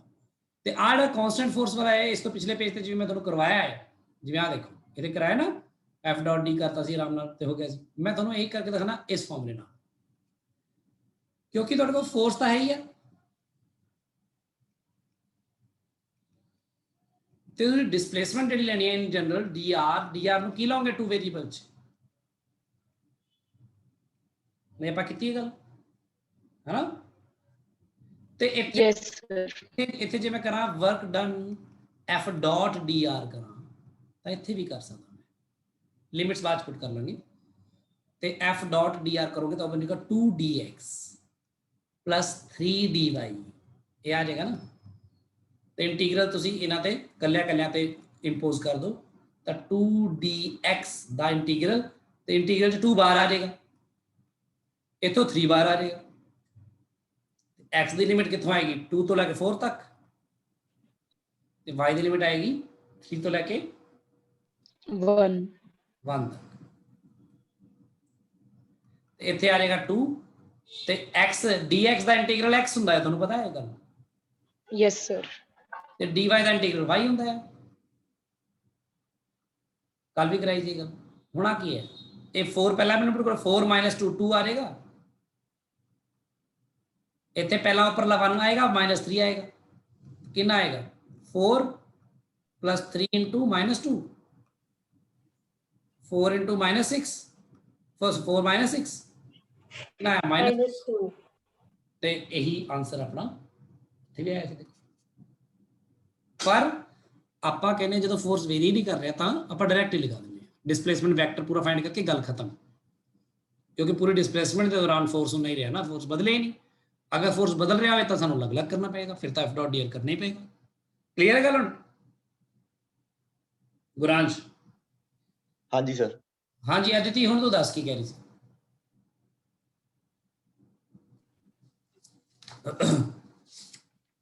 ਅਦਿਤੀ ਸਰ ਕੋ ਗ੍ਰਾਫ ਨਹੀਂ ਸੀਗਾ ਜਿਹ ਚ ਫੋਰਸ ਨੀਚੇ ਵੀ ਜਾ ਰਹੀ ਸੀ, ਨੈਗੇਟਿਵ ਵੀ ਸੀ। ਹਾਂ ਸਰ ਜਦੋਂ ਇਹ ਚ ਨੈਟਵਰਕ ਡਨ ਕੱਢਣਾ ਹੈ, ਫਿਰ ਆਪਾਂ ਉਹਦਾ ਮੈਗਨੀਟਿਊਡ ਕੰਸੀਡਰ ਕਰਾਂਗੇ, ਸਾਈਨ ਕਾ ਤੋਂ ਲਿੱਤਾ, ਕਿਉਂਕਿ ਜਿਹੜਾ ਵਰਕ ਡਨ ਹੈ ਉਹ ਸਕੇਲਰ ਹੈ। ਜਦੋਂ ਆਪਾਂ ਵੈਲੋਸਿਟੀ ਟਾਈਮ ਗ੍ਰਾਫ ਚ ਡਿਸਟੈਂਸ ਕੱਢਦੇ ਹਾਂ, ਆਪਾਂ ਸਿਰਫ ਮੈਗਨੀਟਿਊਡ ਲੈਣੇ, ਆਪਾਂ ਕਿਹੜਾ ਸਾਈਨ ਲੈਣੇ ਆ। ਦੇਖੋ ਇੱਥੇ ਜਦੋਂ ਆਪਾਂ ਵਰਕ ਡਨ ਕਰਾਂਗੇ ਨਾ, ਜਿਵੇਂ ਦੇਖੋ ਇੱਥੇ ਇਹਦਾ ਮਤਲਬ ਕੀ, ਇੱਥੋਂ ਤੋਂ ਲੈ ਕੇ ਇੱਥੇ ਜਿਹੜਾ ਵਰਕ ਡਨ ਹੋਏਗਾ ਬਾਈ ਦਾ ਫੋਰਸ, ਇੱਥੇ ਫੋਰਸ ਦੀ ਡਾਇਰੈਕਟ ਫੋਰ ਕੀ ਹੈ, ਪੋਜ਼ਿਟਿਵ ਹੈ ਫੋਰਸ, ਹਨਾ। Yes sir. ਤੇ ਇੱਥੇ ਕੀ ਹੈ ਫੋਰਸ, ਨੈਗੇਟਿਵ ਹੋ ਗਿਆ, ਯਾਨੀ ਫੋਰਸ ਦੀ ਡਾਇਰੈਕਸ਼ਨ ਆਪੋਜ਼ਿਟ ਹੋ ਗਈ ਹੋਣੀ ਹੈ, ਹਨਾ। ਸੋ ਜੇ ਮੈਂ ਇਹ ਮੰਨ ਕੇ ਚੱਲਾਂ, ਇੱਕ ਵਾਰ ਜਸਟ ਗੱਲ ਕਰਾਂ ਕਿ ਮੰਨ ਲਓ ਇੱਥੇ ਫੋਰਸ, ਸਰ ਬਟ ਜੇ ਬਿਲਕੁਲ ਆਪੋਜ਼ਿਟ ਤਾਂ ਨਹੀਂ ਕਹਿ ਸਕਦੇ। ਨਹੀਂ ਆਪੋਜ਼ਿਟ ਨਹੀਂ, ਮਤਲਬ ਓਬਟਿਊਜ਼ ਕਹਿ ਲਓ। Yes sir. ਠੀਕ ਹੈ, ਕਿਉਂਕਿ ਬਾਕੀ ਇੱਥੇ ਤਾਂ F ਨੂੰ ਇੱਕ ਪਾਸੇ ਲਿਆ, ਤੁਸੀਂ ਇਕੱਲੇ ਮੈਗਨੀਟਿਊਡ ਦੀ ਗੱਲ ਕਰ ਰਹੇ ਤਾਂ ਯਾਨੀ ਮੈਗਨੀਟਿਊਡ ਤੇ ਇੱਕੋ ਹੀ ਡਾਇਰੈਕਸ਼ਨ ਦੀ ਗੱਲ ਕਰ ਰਹੇ ਹੋ ਇੱਥੇ x ਤੇ, ਹਨਾ। ਇੱਥੇ ਆਪਣੇ ਕੋਲ ਇਹ ਇੱਕ ਹੀ ਡਾਇਰੈਕਸ਼ਨ ਚ ਹੋਏਗਾ, ਯਾਨੀ ਜਾਂ ਆਪੋਜ਼ਿਟ ਹੋਏਗਾ ਜਾਂ ਹੋਏਗਾ। ਇੱਥੇ ਓਬਟਿਊਜ਼ ਵਾਲੀ ਗੱਲ ਤਾਂ ਉੱਥੇ ਆਏਗੀ ਜਦੋਂ ਆਪਾਂ ਇੱਥੇ ਪਲੇਨ ਆਪਣਾ XY ਹੋਵੇ, y ਵੀ ਇੱਥੇ ਹੋਵੇ, ਤੇ ਉਹਦੇ ਉੱਪਰ ਫੋਰਸ ਆਪਾਂ ਪਲਾਟ ਕਰ ਰਹੇ ਉੱਪਰ ਨੂੰ। Okay sir. ਤੇ ਇੱਥੇ ਹੁਣ ਦੇਖਣਾ, ਜਿਵੇਂ ਮੰਨ ਲਾ ਫੋਰਸ ਇੱਧਰ ਨੂੰ ਹੈ, ਡਿਸਪਲੇਸਮੈਂਟ ਵੀ ਇੱਧਰ ਨੂੰ ਵੱਧ ਰਹੀ ਹੈ, ਡਿਸਪਲੇਸਮੈਂਟ ਇੱਥੇ ਤੱਕ ਵਧੀ ਹੈ ਨਾ, ਹਨਾ। ਤੇ ਫੋਰਸ ਤੇ ਡਿਸਪਲੇਸਮੈਂਟ ਵਧਦੀ ਹੈ, ਇੱਥੇ ਤੱਕ ਆਈ, ਤਾਂ ਇੱਥੇ ਜਿਹੜਾ ਵਰਕ ਡਨ ਆਏਗਾ ਕੀ ਆਏਗਾ, ਇੱਥੇ ਤੱਕ ਪੋਜ਼ਿਟਿਵ ਆਏਗਾ। ਹੁਣ ਜਦੋਂ ਫੋਰਸ ਇੱਥੇ ਆਪੋਜ਼ਿਟ ਹੋ ਜਾਏਗਾ ਤਾਂ ਤੁਸੀਂ ਤਾਂ ਐਡ ਹੀ ਕਰਨਾ ਨਾ ਹਰ ਚੀਜ਼ ਨੂੰ। ਜਿੰਨੀ ਦੇਰ ਤੱਕ ਨੈਗੇਟਿਵ ਇੱਧਰ ਨੂੰ ਰਿਹਾ ਤਾਂ ਡਿਸਪਲੇਸਮੈਂਟ ਕਿੱਧਰ ਨੂੰ ਹੋ ਰਹੀ ਹੈ, ਉਹ ਤਾਂ ਅੱਗੇ ਨੂੰ ਜਾ ਰਹੀ ਹੈ, ਤਾਂ ਕਾਜ਼ ਐਂਗਲ ਕਿੰਨਾ ਆਏਗਾ ਉਹਨਾਂ 'ਚ 180। ਠੀਕ ਗੱਲ ਇਹ ਹੈ, ਤਾਂ ਉਹਨੂੰ ਨੈਗੇਟਿਵ ਲਿਆ ਨੀਚੇ ਵਾਲੇ ਨੂੰ, ਇਹਨੂੰ, ਤੇ ਇਹਨੂੰ ਪੋਜ਼ਿਟਿਵ ਲਿਆ। ਠੀਕ ਹੈ ਨਾ। Okay sir. ਸਕੇਲਰ ਤਾਂ ਉਹ ਹੈ ਹੀ ਹੈ, ਪਰ ਉਹ ਸਕੇਲਰ ਦੇ ਵਿੱਚ ਵੀ ਤਾਂ ਫਿਰ ਵਰਕ ਨੈਗੇਟਿਵ ਵੀ ਤਾਂ ਆਉਂਦਾ ਨਾ, ਉਹਦਾ ਕੋਈ ਸੈਂਸ ਤਾਂ ਬਣਦੀ ਨਾ ਕਿ ਨੈਗੇਟਿਵ ਆਉਂਦਾ ਹੀ ਨਹੀਂ। ਨੈਗੇਟਿਵ ਦਾ ਮਤਲਬ ਹੁੰਦਾ ਫੋਰਸ ਦਾ ਆਪੋਜ਼ਿਟ ਹੋ ਜਾਣਾ। Yes sir. ਠੀਕ ਹੈ, ਸੋ ਵਰਕ ਐਂ ਕੈਲਕੂਲੇਟ ਹੋਏਗਾ। ਜਦੋਂ ਆਪਾਂ ਉੱਥੇ ਗੱਲ ਕਰਦੇ ਹਾਂ ਡਿਸਟੈਂਸ ਡਿਸਪਲੇਸਮੈਂਟ ਦੀ, ਤਾਂ ਉੱਥੇ ਸਾਨੂੰ ਹੁੰਦਾ ਹੈ ਕਿ ਬੋਡੀ ਚਾਹੇ ਜਾ ਕੇ ਵਾਪਸ ਮੁੜੀ ਹੈ, ਹਨਾ, ਪਰ ਉਹਦਾ ਡਿਸਟੈਂਸ ਤਾਂ ਆਪਾਂ ਐਡ ਕਰਦੇ ਹਾਂ। ਡਿਸਪਲੇਸਮੈਂਟ ਕੈਲਕੂਲੇਟ ਕਰਦੇ ਹੋਏ ਆਪਾਂ ਕਹਿ ਦਿੰਦੇ ਕਿ ਆਪਾਂ ਵੀ ਵਾਪਸ ਮੁੜ ਗਈ ਤਾਂ ਮਤਲਬ ਡਿਸਪਲੇਸਮੈਂਟ ਵਿੱਚ ਨੈਗੇਟਿਵ ਲਓ। Yes sir. ਤੇ ਡਿਸਟੈਂਸ ਮੂਵ ਤਾਂ ਹੁੰਦਾ ਹੀ ਹੈ ਬਾਡੀ ਵੱਲੋਂ। ਹਾਲੇ ਤੁਸੀਂ ਬਹੁਤ ਕੁਝ ਹੋਰ ਵੀ ਫੋਰਸਿਸ ਬਾਰੇ ਸਿੱਖੋਗੇ ਇਹਦੇ ਵਿੱਚ ਹੀ, ਇਸ ਚੈਪਟਰ ਦੇ ਵਿੱਚ ਹੀ। ਤੇ ਮੈਂ ਕਰਾਂ ਅੱਗੇ ਗੱਲ ਹੁਣ ਥੋੜੀ? Yes sir. ਠੀਕ ਹੈ, ਮੈਂ ਇਹਦੇ ਵਿੱਚ ਹੀ ਕੰਟੀਨਿਊ ਕਰ ਦੇਣਾ ਕਹੋ ਤਾਂ, ਇਸ ਦੇ ਵਿੱਚ ਹੀ ਪੇਜ ਐਡ ਕਰਕੇ ਅੱਗੇ ਕਰ ਦੇਣਾ ਗੱਲ, ਨਹੀਂ ਇੱਥੇ ਨਹੀਂ ਕਰਦੇ।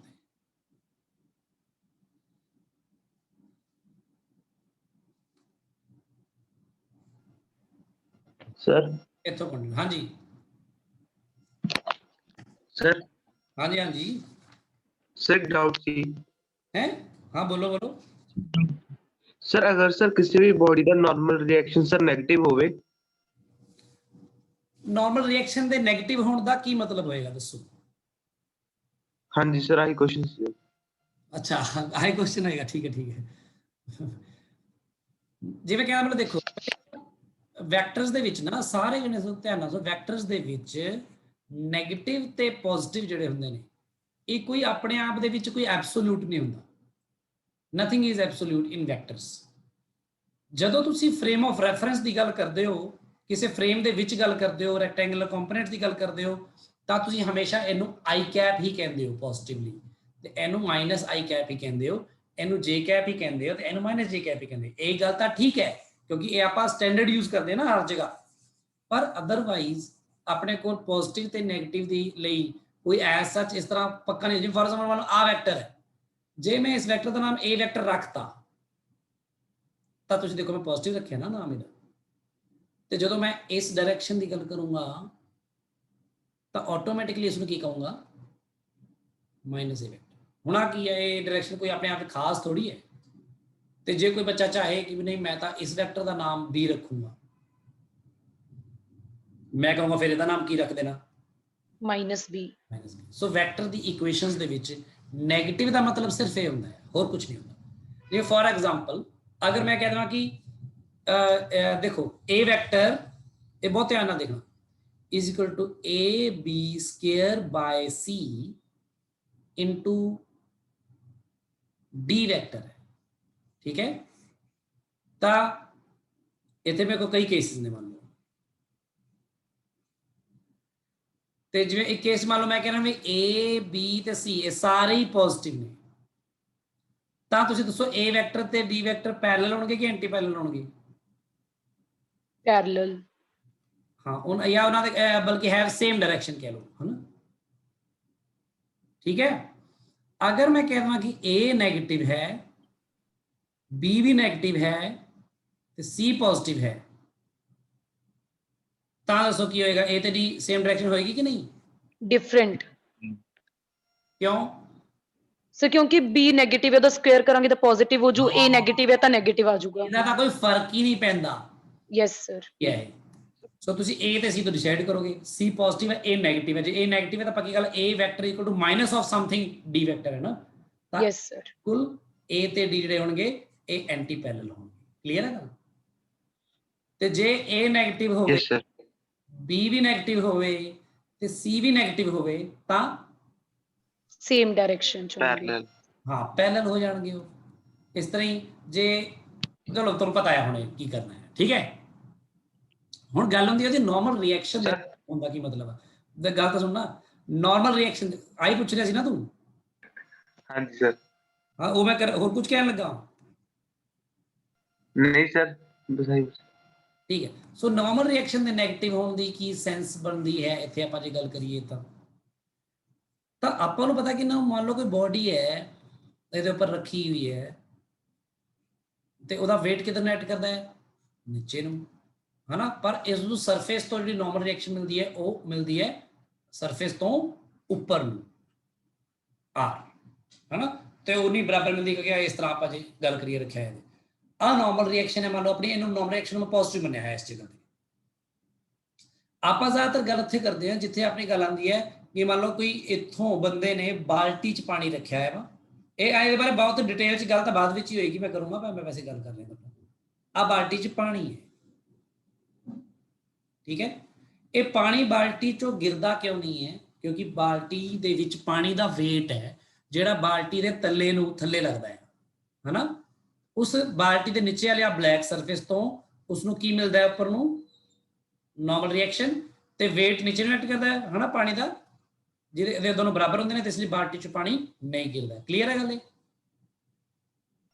Yes sir. ਹੁਣ ਜੇ ਇਹ ਬਾਲਟੀ ਨੂੰ ਘੁਮਾਇਆ ਜਾਵੇ ਤੇ ਮੈਂ ਵਰਟੀਕਲ ਮੋਸ਼ਨ ਉਹ ਬਾਅਦ ਡਿਸਕਸ ਕਰੂੰਗਾ, ਜਿਵੇਂ ਮੈਂ ਰਫਲੀ ਗੱਲ ਕਰ ਰਿਹਾ, ਤੇ ਘੁਮਾ ਕੇ ਇੱਥੇ ਆਵੇ ਤੇ ਬਾਲਟੀ ਇੱਥੇ ਪੁੱਠੀ ਹੋ ਜਾਣੀ ਹੈ। ਤੇ ਮੈਂ ਇਹ ਚਾਹਨਾ ਕਿ ਜਿਹੜਾ ਪਾਣੀ ਹੈ ਉਹ ਗਿਰੇ ਨਾ ਨੀਚੇ, ਪਾਣੀ ਨਾ ਗਿਰੇ। ਇਹਦੇ ਲਈ ਜ਼ਰੂਰੀ ਹੈ ਕਿ ਪਾਣੀ ਦੇ ਇੱਥੇ ਸਰਫੇਸ ਤੇ ਪਾਣੀ ਵੱਲੋਂ ਅੰਦਰ ਨੂੰ ਕੋਈ ਨਾ ਕੋਈ ਫੋਰਸ ਜ਼ਰੂਰ ਲੱਗ ਰਿਹਾ ਹੋਵੇ, ਜਿਹਦੀ ਨਾਰਮਲ ਰਿਐਕਸ਼ਨ ਉਹਨੂੰ ਕਿੱਧਰ ਨੂੰ ਮਿਲੇਗੀ, ਬਾਹਰ। ਤੇ ਨਾਰਮਲ ਰਿਐਕਸ਼ਨ ਤਾਂ ਹੀ ਮਿਲਦੀ ਹੈ ਜਦੋਂ ਕੋਈ ਚੀਜ਼ ਕਿਸੇ ਚੀਜ਼ ਦੇ ਸਰਫੇਸ ਦੇ ਉੱਪਰ ਕੋਈ ਫੋਰਸ ਲਗਾ ਰਹੀ ਹੋਵੇ, ਥੋੜਾ ਜਿਹਾ ਵੀ ਚਾਹੇ। ਹੁਣ ਜੇ ਇਹਨੂੰ ਇੱਥੇ ਰੋਕ ਲਿਆ, ਪਾਣੀ ਸਾਰਾ ਸਿਰ ਤੇ ਗਿਰ ਜਾਣਾ ਬੰਦੇ ਤੇ, ਜਿਹੜਾ ਬੰਦਾ ਘੁਮਾ ਰਿਹਾ ਬਾਲਟੀ ਨੂੰ, ਹਨਾ, ਕਿਉਂਕਿ ਪਾਣੀ ਦਾ weight ਨੀਚੇ ਡਾਇਰੈਕਟ ਕਰ ਰਿਹਾ ਬਸ। ਪਰ ਆਪਾਂ ਪਾਣੀ ਉਹਨੂੰ ਘੁਮਾਉਂਦੇ ਇਸ ਤਰ੍ਹਾਂ ਆ ਇੰਨੀ ਤੇਜ਼ ਕਿ ਉਹਦਾ ਜਿਹੜਾ ਸੈਂਟਰੀਫਿਊਗਲ ਫੋਰਸ ਹੁੰਦਾ ਹੈ ਨਾ, ਹਨਾ, ਉਹ ਉਸਦੇ weight ਤੋਂ ਜ਼ਿਆਦਾ ਹੋਣਾ ਚਾਹੀਦਾ, ਘੱਟ ਹੋਣਾ ਚਾਹੀਦਾ? ਦੱਸ ਮੈਨੂੰ। ਜ਼ਿਆਦਾ ਹੋਣਾ ਚਾਹੀਦਾ, ਤਾਂ ਕਿ ਪਾਣੀ ਦਾ ਸੈਂਟਰੀਫਿਊਗਲ ਫੋਰਸ ਉਹਨੂੰ ਚਿਪਕਾ ਕੇ ਰੱਖੇ ਉਹਦੇ ਨਾਲ, ਬਾਲਟੀ ਦੇ ਨਾਲ। ਤੇ ਉਦੋਂ ਜਦੋਂ ਉਹ ਨੈਟ ਫੋਰਸ ਅੰਦਰ ਨੂੰ ਲੱਗੇਗਾ ਬਾਲਟੀ ਨੂੰ, ਤਾਂ ਉਹਦਾ ਨਾਰਮਲ ਰਿਐਕਸ਼ਨ ਇੱਥੇ ਜ਼ਰੂਰ ਆਉਣਾ ਚਾਹੀਦਾ, ਕੋਈ ਨਾ ਕੋਈ। ਆ ਨਾਰਮਲ ਰਿਐਕਸ਼ਨ ਆਪੋਜ਼ਿਟ ਹੋ ਗਿਆ ਪਹਿਲੇ ਵਾਲੀ ਨਾਰਮਲ ਰਿਐਕਸ਼ਨ ਤੋਂ, ਹਨਾ, ਤਾਂ ਉਹ ਗਿਰਨ ਤੋਂ ਬਚ ਜਾਏਗਾ। ਪਰ ਅਗਰ ਸੈਂਟਰੀਫਿਊਗਲ ਫੋਰਸ ਘੱਟ ਹੋਇਆ ਜਾਂ ਤੁਸੀਂ ਬਹੁਤ ਸਲੋ ਸਪੀਡ, ਕਿਉਂਕਿ ਸੈਂਟਰੀਫਿਊਗਲ ਫੋਰਸ ਦਾ ਫਾਰਮੂਲਾ ਕੀ ਹੈ? ਉਹੀ ਹੈ ਜੋ ਸੈਂਟੀਪੀਟਲ ਦਾ ਹੈ। ਇਹਦੇ ਬਾਰੇ ਆਪਾਂ ਪ੍ਰੋਪਰਲੀ ਗੱਲ ਕਰ ਲਾਂਗੇ ਫਿਰ ਦੁਬਾਰਾ ਵੀ। mv ਸਕੁਅਰ ਆ ਤੇ ਵੈਲੋਸਿਟੀ ਜਿਹੜੀ ਹੈ ਉਹ ਕਿੰਨੀ ਹੋਣੀ ਚਾਹੀਦੀ? ਜ਼ਿਆਦਾ ਹੋਣੀ ਚਾਹੀਦੀ, ਕਾਫੀ ਸਫੀਸ਼ੀਐਂਟਲੀ ਹਾਈ ਹੋਣੀ ਚਾਹੀਦੀ ਹੈ। ਕਿੰਨੀ ਹੋਣੀ ਚਾਹੀਦੀ ਹੈ ਉਹਦੇ ਬਾਰੇ ਗੱਲ ਕਰਾਂਗੇ ਵੀ ਇੰਨਾ ਰੇਡੀਅਸ ਹੈ, ਕਿੰਨੀ ਵੱਡੀ ਉਹ ਹੈ, ਬਾਣੇ ਹੈ, ਸਾਰਾ ਕੁਝ ਡਿਪੈਂਡ ਕਰਦਾ। ਆਹ ਵੈਲੋਸਿਟੀ ਨੂੰ ਆਪਾਂ ਉਹ ਕਰਦੇ ਹਾਂ ਸੈੱਟ ਕਿ ਨਾ ਗਿਰੇ। ਤੇ ਤੁਹਾਨੂੰ ਪਤਾ ਆ ਕਿ ਜੇ ਤੁਸੀਂ ਇਸ ਤਰ੍ਹਾਂ ਦਾ ਕੋਈ ਕੰਮ ਕਰਕੇ ਦੇਖੋ, ਕਿਸੇ ਗਲਾਸ ਨੂੰ ਬੰਨ ਕੇ ਉਹਦੇ ਨਾਲ ਤੇ ਉਹ 'ਚ ਪਾਣੀ ਪਾ ਕੇ ਦੇਖੋ ਉਹਨੂੰ ਘੁਮਾ ਕੇ, ਤੇ ਤੁਹਾਨੂੰ ਪਤਾ ਹੈ ਕਿ ਉਹ ਇੱਕ ਪਾਰਟਿਕੂਲਰ ਵੈਲੋਸਿਟੀ ਨਾਲ ਘੁਮਾਓਗੇ ਜਾਂ ਉਸ ਤੋਂ ਜ਼ਿਆਦਾ ਵੈਲੋਸਿਟੀ ਨਾਲ, ਫਿਰ ਤਾਂ ਉਹ ਘੁੰਮਦਾ ਰਹੇਗਾ ਤੇ ਪਾਣੀ ਗਿਰੇਗਾ ਨਹੀਂ। ਪਰ ਅਗਰ ਉਹ ਵੈਲੋਸਿਟੀ ਘਟੀ ਤਾਂ ਉਹ ਨੀਚੇ ਨੂੰ ਗਿਰ ਜਾਏਗਾ, ਹਨਾ। ਠੀਕ ਹੈ ਪੀਯੂਸ਼? ਨਾਰਮਲ ਰਿਐਕਸ਼ਨ ਕੀ ਹੈ ਦੇਖ ਲੈ ਤੈਨੂੰ। ਗੱਲ ਇਹ ਹੈ ਕਿ ਇਸ ਚੀਜ਼ ਨੂੰ ਆਪਾਂ ਇੱਥੇ ਹੀ ਨਹੀਂ, ਹਰ ਜਗ੍ਹਾ ਇੰਪਲੀਮੈਂਟ ਕਰਕੇ ਸੋਚ ਸਕਦੇ ਹਾਂ। ਤੁਸੀਂ ਉਹ ਝੂਟੇ ਦੇਖੇ ਹੋਣੇ, ਝੂਟੇ ਜਿਹੜੇ 'ਚ ਬੰਦਾ ਝੂਟਾ ਪੁੱਠਾ ਹੀ ਹੋ ਜਾਂਦਾ, ਬੰਦਿਆਂ ਨੂੰ ਬਿਠਾਇਆ ਹੁੰਦਾ ਪੈਂਡਲਮ, ਜੇ ਪੈਂਡਲਮ ਵਰਗਾ ਹੀ ਹੁੰਦਾ, ਝੂਟਿਆਂ ਦੇ ਨਾਮ ਅੰਗਰੇਜ਼ੀ 'ਚ ਪਤਾ ਨਹੀਂ ਹੈ, ਠੀਕ ਹੈ। ਉਹ 'ਚ ਕੀ ਹੁੰਦਾ ਵੀ ਇੱਥੇ ਬੰਦੇ ਬੈਠੇ ਹੋਏ ਆ ਤੇ ਇੱਥੇ ਕੁਰਸੀਆਂ ਲੱਗੀਆਂ ਹੋਈਆਂ ਨੇ, ਸਾਰੇ ਬੈਠੇ ਹੋਏ ਨੇ, ਤੇ ਉਹ ਐਂ ਕਰਕੇ ਪੁੱਠਾ ਹੋ ਕੇ ਇੱਧਰ ਨੂੰ ਆਇਆ, ਇੱਧਰੋਂ ਜਾਂ ਉੱਧਰ ਜਾ ਕੇ ਪੁੱਠਾ ਹੋ ਕੇ ਇੱਧਰ ਆਇਆ। ਆਹ ਸਾਰਾ ਚੀਜ਼ ਜਿਹੜੀ ਹੈ ਬੰਦਿਆਂ ਸਣੇ ਐਂ ਘੁੰਮ ਜਾਂਦੀ ਹੈ। ਇਹ ਮੈਂ ਦੇਖਿਆ ਸੀ ਕਿਸੇ ਵੀਡੀਓ 'ਚ ਦੇਖਿਆ ਸੀ। ਇਹ ਵਿਦੇਸ਼ਾਂ 'ਚ ਹੁੰਦੇ ਤਾਂ ਝੂਟੇ। ਆਪਣੇ ਤਾਂ ਹੈਂਡੋਲ ਹੀ ਖੁੱਲ ਜਾਂਦਾ ਕਈ ਵਾਰੀ ਮੇਲੇ 'ਚ, ਤਾਂ ਆਪਣੇ ਤਾਂ ਚਲੋ ਸਿਕਿਉਰਿਟੀ ਮੇਅਰਸ ਹੈ ਨਹੀਂ ਉਹਨੇ। ਸੋ ਉਹ ਕੀ ਕਰਦੇ ਆ, ਉਹਦੀ ਵੈਲੋਸਿਟੀ ਇੰਨੀ ਹੁੰਦੀ ਹੈ ਕਿ ਜਿਹੜੀ ਬੰਦੇ ਹੁੰਦੇ ਆ ਉਹ ਵੈਸੇ ਹੀ ਉਹ 'ਚੋਂ ਨਾ ਗਿਰਨ ਸ਼ਾਇਦ। ਪਰ ਜੇ ਵੈਲੋਸਿਟੀ ਥੋੜੀ ਬਹੁਤੀ ਘਟ ਗਈ ਤੇ ਬੰਦਾ ਥੱਲੇ ਆ ਜਾਣਾ, ਹਨਾ, ਫਿਰ ਉਹਦੇ ਲਈ ਸੇਫਟੀ ਲਈ ਕੀ ਲਾ ਦਿੰਦੇ ਆ, ਉਹ ਬੈਟ ਲਾ ਦਿੰਦੇ ਆ। ਠੀਕ ਹੈ ਗੱਲ ਪੀਯੂਸ਼? Yes sir. ਬਾਕੀ ਆਪਾਂ ਇਹਦੇ ਬਾਰੇ ਨਾਰਮਲ ਰਿਐਕਸ਼ਨ ਬਾਰੇ ਗੱਲ ਕਰ ਲਾਂਗੇ। ਹੁਣ ਮੈਂ ਗੱਲ ਕਰਦਾ ਹਾਂ ਅੱਗੇ ਅੱਜ ਦੇ ਲੈਕਚਰ ਦੀ, ਉਹ ਹੈਗਾ ਜੀ ਧਿਆਨ ਨਾਲ ਸਮਝਣਾ। ਤੁਹਾਨੂੰ ਪਿਛਲਾ ਲੈਕਚਰ ਸਮਝ ਆਏਗਾ ਵਿੱਚ ਨਾਲ, ਕਿਉਂਕਿ ਪਿਛਲੇ ਚੈਪਟਰ 'ਚ ਜੋ ਚੀਜ਼ਾਂ ਤੇ ਆਪਾਂ ਉਸ ਟਾਈਮ ਐਗਜ਼ਾਮ ਦੇ ਪੁਆਇੰਟ ਆਫ ਵਿਊ ਤੋਂ ਕਰਦੇ ਰਹੇ ਤੇ ਆਪਣੇ ਸਕੂਲ ਐਗਜ਼ਾਮ ਲਈ ਤੇ ਆਪਣਾ ਕੁਝ ਨਹੀਂ ਜ਼ਿਆਦਾ ਡਿਸਕਸ਼ਨ ਦੇ ਪਾਏ ਹੋਵਾਂਗੇ, ਉਹ ਸਾਰੀਆਂ ਚੀਜ਼ਾਂ ਹੁਣ ਹੋ ਜਾਣਗੀਆਂ ਇਹਦੇ ਥਰੂ। ਸਾਰਿਆਂ ਨੂੰ ਪਤਾ ਲੱਗੇ work done by internal forces of a system। So ਇਹ ਬਹੁਤ ਧਿਆਨ ਨਾਲ ਸਮਝਣ ਵਾਲੀ ਗੱਲ ਆ। ਸਿਸਟਮ ਕੀ ਹੁੰਦਾ ਹੈ? ਜੇ ਐਚਸੀ ਵਰਮਾ ਪੜ੍ਹੀ ਹੋਣੀ ਹੈ ਤੁਸੀਂ ਤਾਂ ਵੀ, ਤੇ ਉਸ ਤੋਂ ਪਹਿਲਾਂ ਵੀ ਆਪਾਂ ਡਿਸਕਸ ਵੀ ਕੀਤਾ ਸੀ ਸਿਸਟਮ ਕਿਵੇਂ ਮੰਨਿਆ ਸੀ ਨਾ। ਸਿਸਟਮ ਕਿਹਨੂੰ ਮੰਨ ਲਿਆ ਸੀ, ਮੈਂ ਪ੍ਰੋਬਲਮ ਕਰਵਾਈ ਸੀ ਟੈਂਸ਼ਨ ਅਲੱਗ-ਅਲੱਗ ਕੈਲਕੂਲੇਟ ਕਰਨ ਦੀ, ਅਲੱਗ-ਅਲੱਗ ਧਾਗੇ 'ਚ, ਹਨਾ। ਤੋ work done by internal force. Internal force ਦਾ ਕੀ ਮਤਲਬ ਹੁੰਦਾ, ਇਹ ਗੱਲ ਨੂੰ ਸਮਝੋ ਧਿਆਨ ਨਾਲ ਸਾਰੇ ਜਾਣੇ। ਕੋਈ ਵੀ ਸਿਸਟਮ ਜਿਸ ਨੂੰ ਤੁਸੀਂ ਸਿਸਟਮ ਮੰਨ ਲਿਆ, ਉਸ ਸਿਸਟਮ ਦੇ ਆਪਣੇ ਅੰਦਰ ਜਿਹੜੇ ਵੀ ਪਾਰਟ ਨੇ, ਜਿਹੜੇ ਹਿੱਸੇ ਨੇ, ਆਪਸ 'ਚ ਇੱਕ ਦੂਜੇ ਨੂੰ ਜਿੰਨਾ ਵੀ ਫੋਰਸ ਲਗਾਉਣ ਉਸ ਨੂੰ ਕਿਹਾ ਜਾਊਗਾ ਇੰਟਰਨਲ ਫੋਰਸ। ਜਿਵੇਂ ਫੋਰ ਐਗਜ਼ਾਮਪਲ ਮੰਨ ਲਓ ਇੱਥੇ ਇੱਕ ਬੋਡੀ A ਪਈ ਹੈ, ਇੱਥੇ ਇੱਕ ਬੋਡੀ B ਪਈ ਹੈ, ਤੇ ਇੱਥੇ ਇੱਕ ਬੋਡੀ C ਪਈ ਹੈ। ਜਸਟ ਐਗਜ਼ਾਮਪਲ ਲੈ ਰਿਹਾ ਮੈਂ। A ਬੋਡੀ ਤੇ B ਬੋਡੀ ਜਿਹੜੀਆਂ ਨੇ ਇੱਕ ਦੂਜੇ ਨੂੰ ਫੋਰਸ ਲਗਾ ਰਹੀਆਂ ਨੇ, ਮੰਨ ਲਓ F, ਤੇ ਤੁਹਾਨੂੰ ਪਤਾ ਇਕੁਅਲ ਐਂਡ ਆਪੋਜ਼ਿਟ ਲੱਗਣੇ ਆ ਫੋਰਸ। ਮੈਂ ਡਾਇਰੈਕਸ਼ਨ ਨੇ ਮੈਂਸ਼ਨ ਮੈਗਨੀਟਿਊਡ ਲਿਖ ਰਿਹਾ ਸਿਰਫ ਇਹਨਾਂ ਦਾ, ਨਹੀਂ ਤਾਂ ਮਾਈਨਸ ਆਫ ਐਫ ਹੋਏਗਾ ਨਾ ਉਹ ਦੂਜਾ ਫੋਰਸ।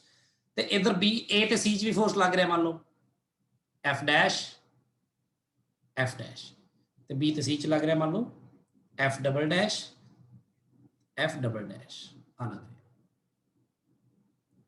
ਤੇ ਮੰਨ ਲਓ ਕਿ ਕੋਈ ਫੋਰਸ ਲੱਗ ਰਿਹਾ ਬੀ ਤੇ F1, A ਤੇ ਮੰਨ ਲਓ ਕਿਤੇ ਵੀ ਲੱਗ ਸਕਦਾ, ਕੋਈ ਵੀ ਲੱਗ ਸਕਦਾ, F2 ਤੇ ਇਸ ਤੇ ਲੱਗ ਰਿਹਾ ਮੰਨ ਲਓ ਇੱਧਰ ਨੂੰ F3। ਹੁਣ ਇਹ ਡਿਪੈਂਡ ਕਰਦਾ ਹੈ ਕਿ ਤੁਸੀਂ ਸਿਸਟਮ ਕਿਹਨੂੰ ਮੰਨਦੇ ਹੋ, ਉੱਥੋਂ ਪਤਾ ਲੱਗੇਗਾ ਕਿਹੜੇ ਫੋਰਸ ਨੇ ਜਿਹੜੇ ਐਕਸਟਰਨਲ ਨੇ ਤੇ ਕਿਹੜੇ ਨੇ ਜਿਹੜੇ ਇੰਟਰਨਲ ਨੇ। ਠੀਕ ਹੈ, ਹੁਣ ਫੋਰ ਐਗਜ਼ਾਮਪਲ ਮੰਨ ਲਓ ਮੈਂ ਇੱਥੇ ਸਿਸਟਮ ਮੰਨ ਲੈਂਦਾ ABC ਨੂੰ, ਤੇ ਮੰਨ ਲਓ ਮੇਰਾ ABC ਸਿਸਟਮ ਹੈ ਤਾਂ ਮੈਂ ਇਹਨੂੰ ABC ਦੀ ਗੱਲ ਕਰਦਾ, ਆ ਮੇਰਾ ਸਿਸਟਮ ਹੈ, ਆ ਮੇਰਾ ਸਿਸਟਮ ਹੈ।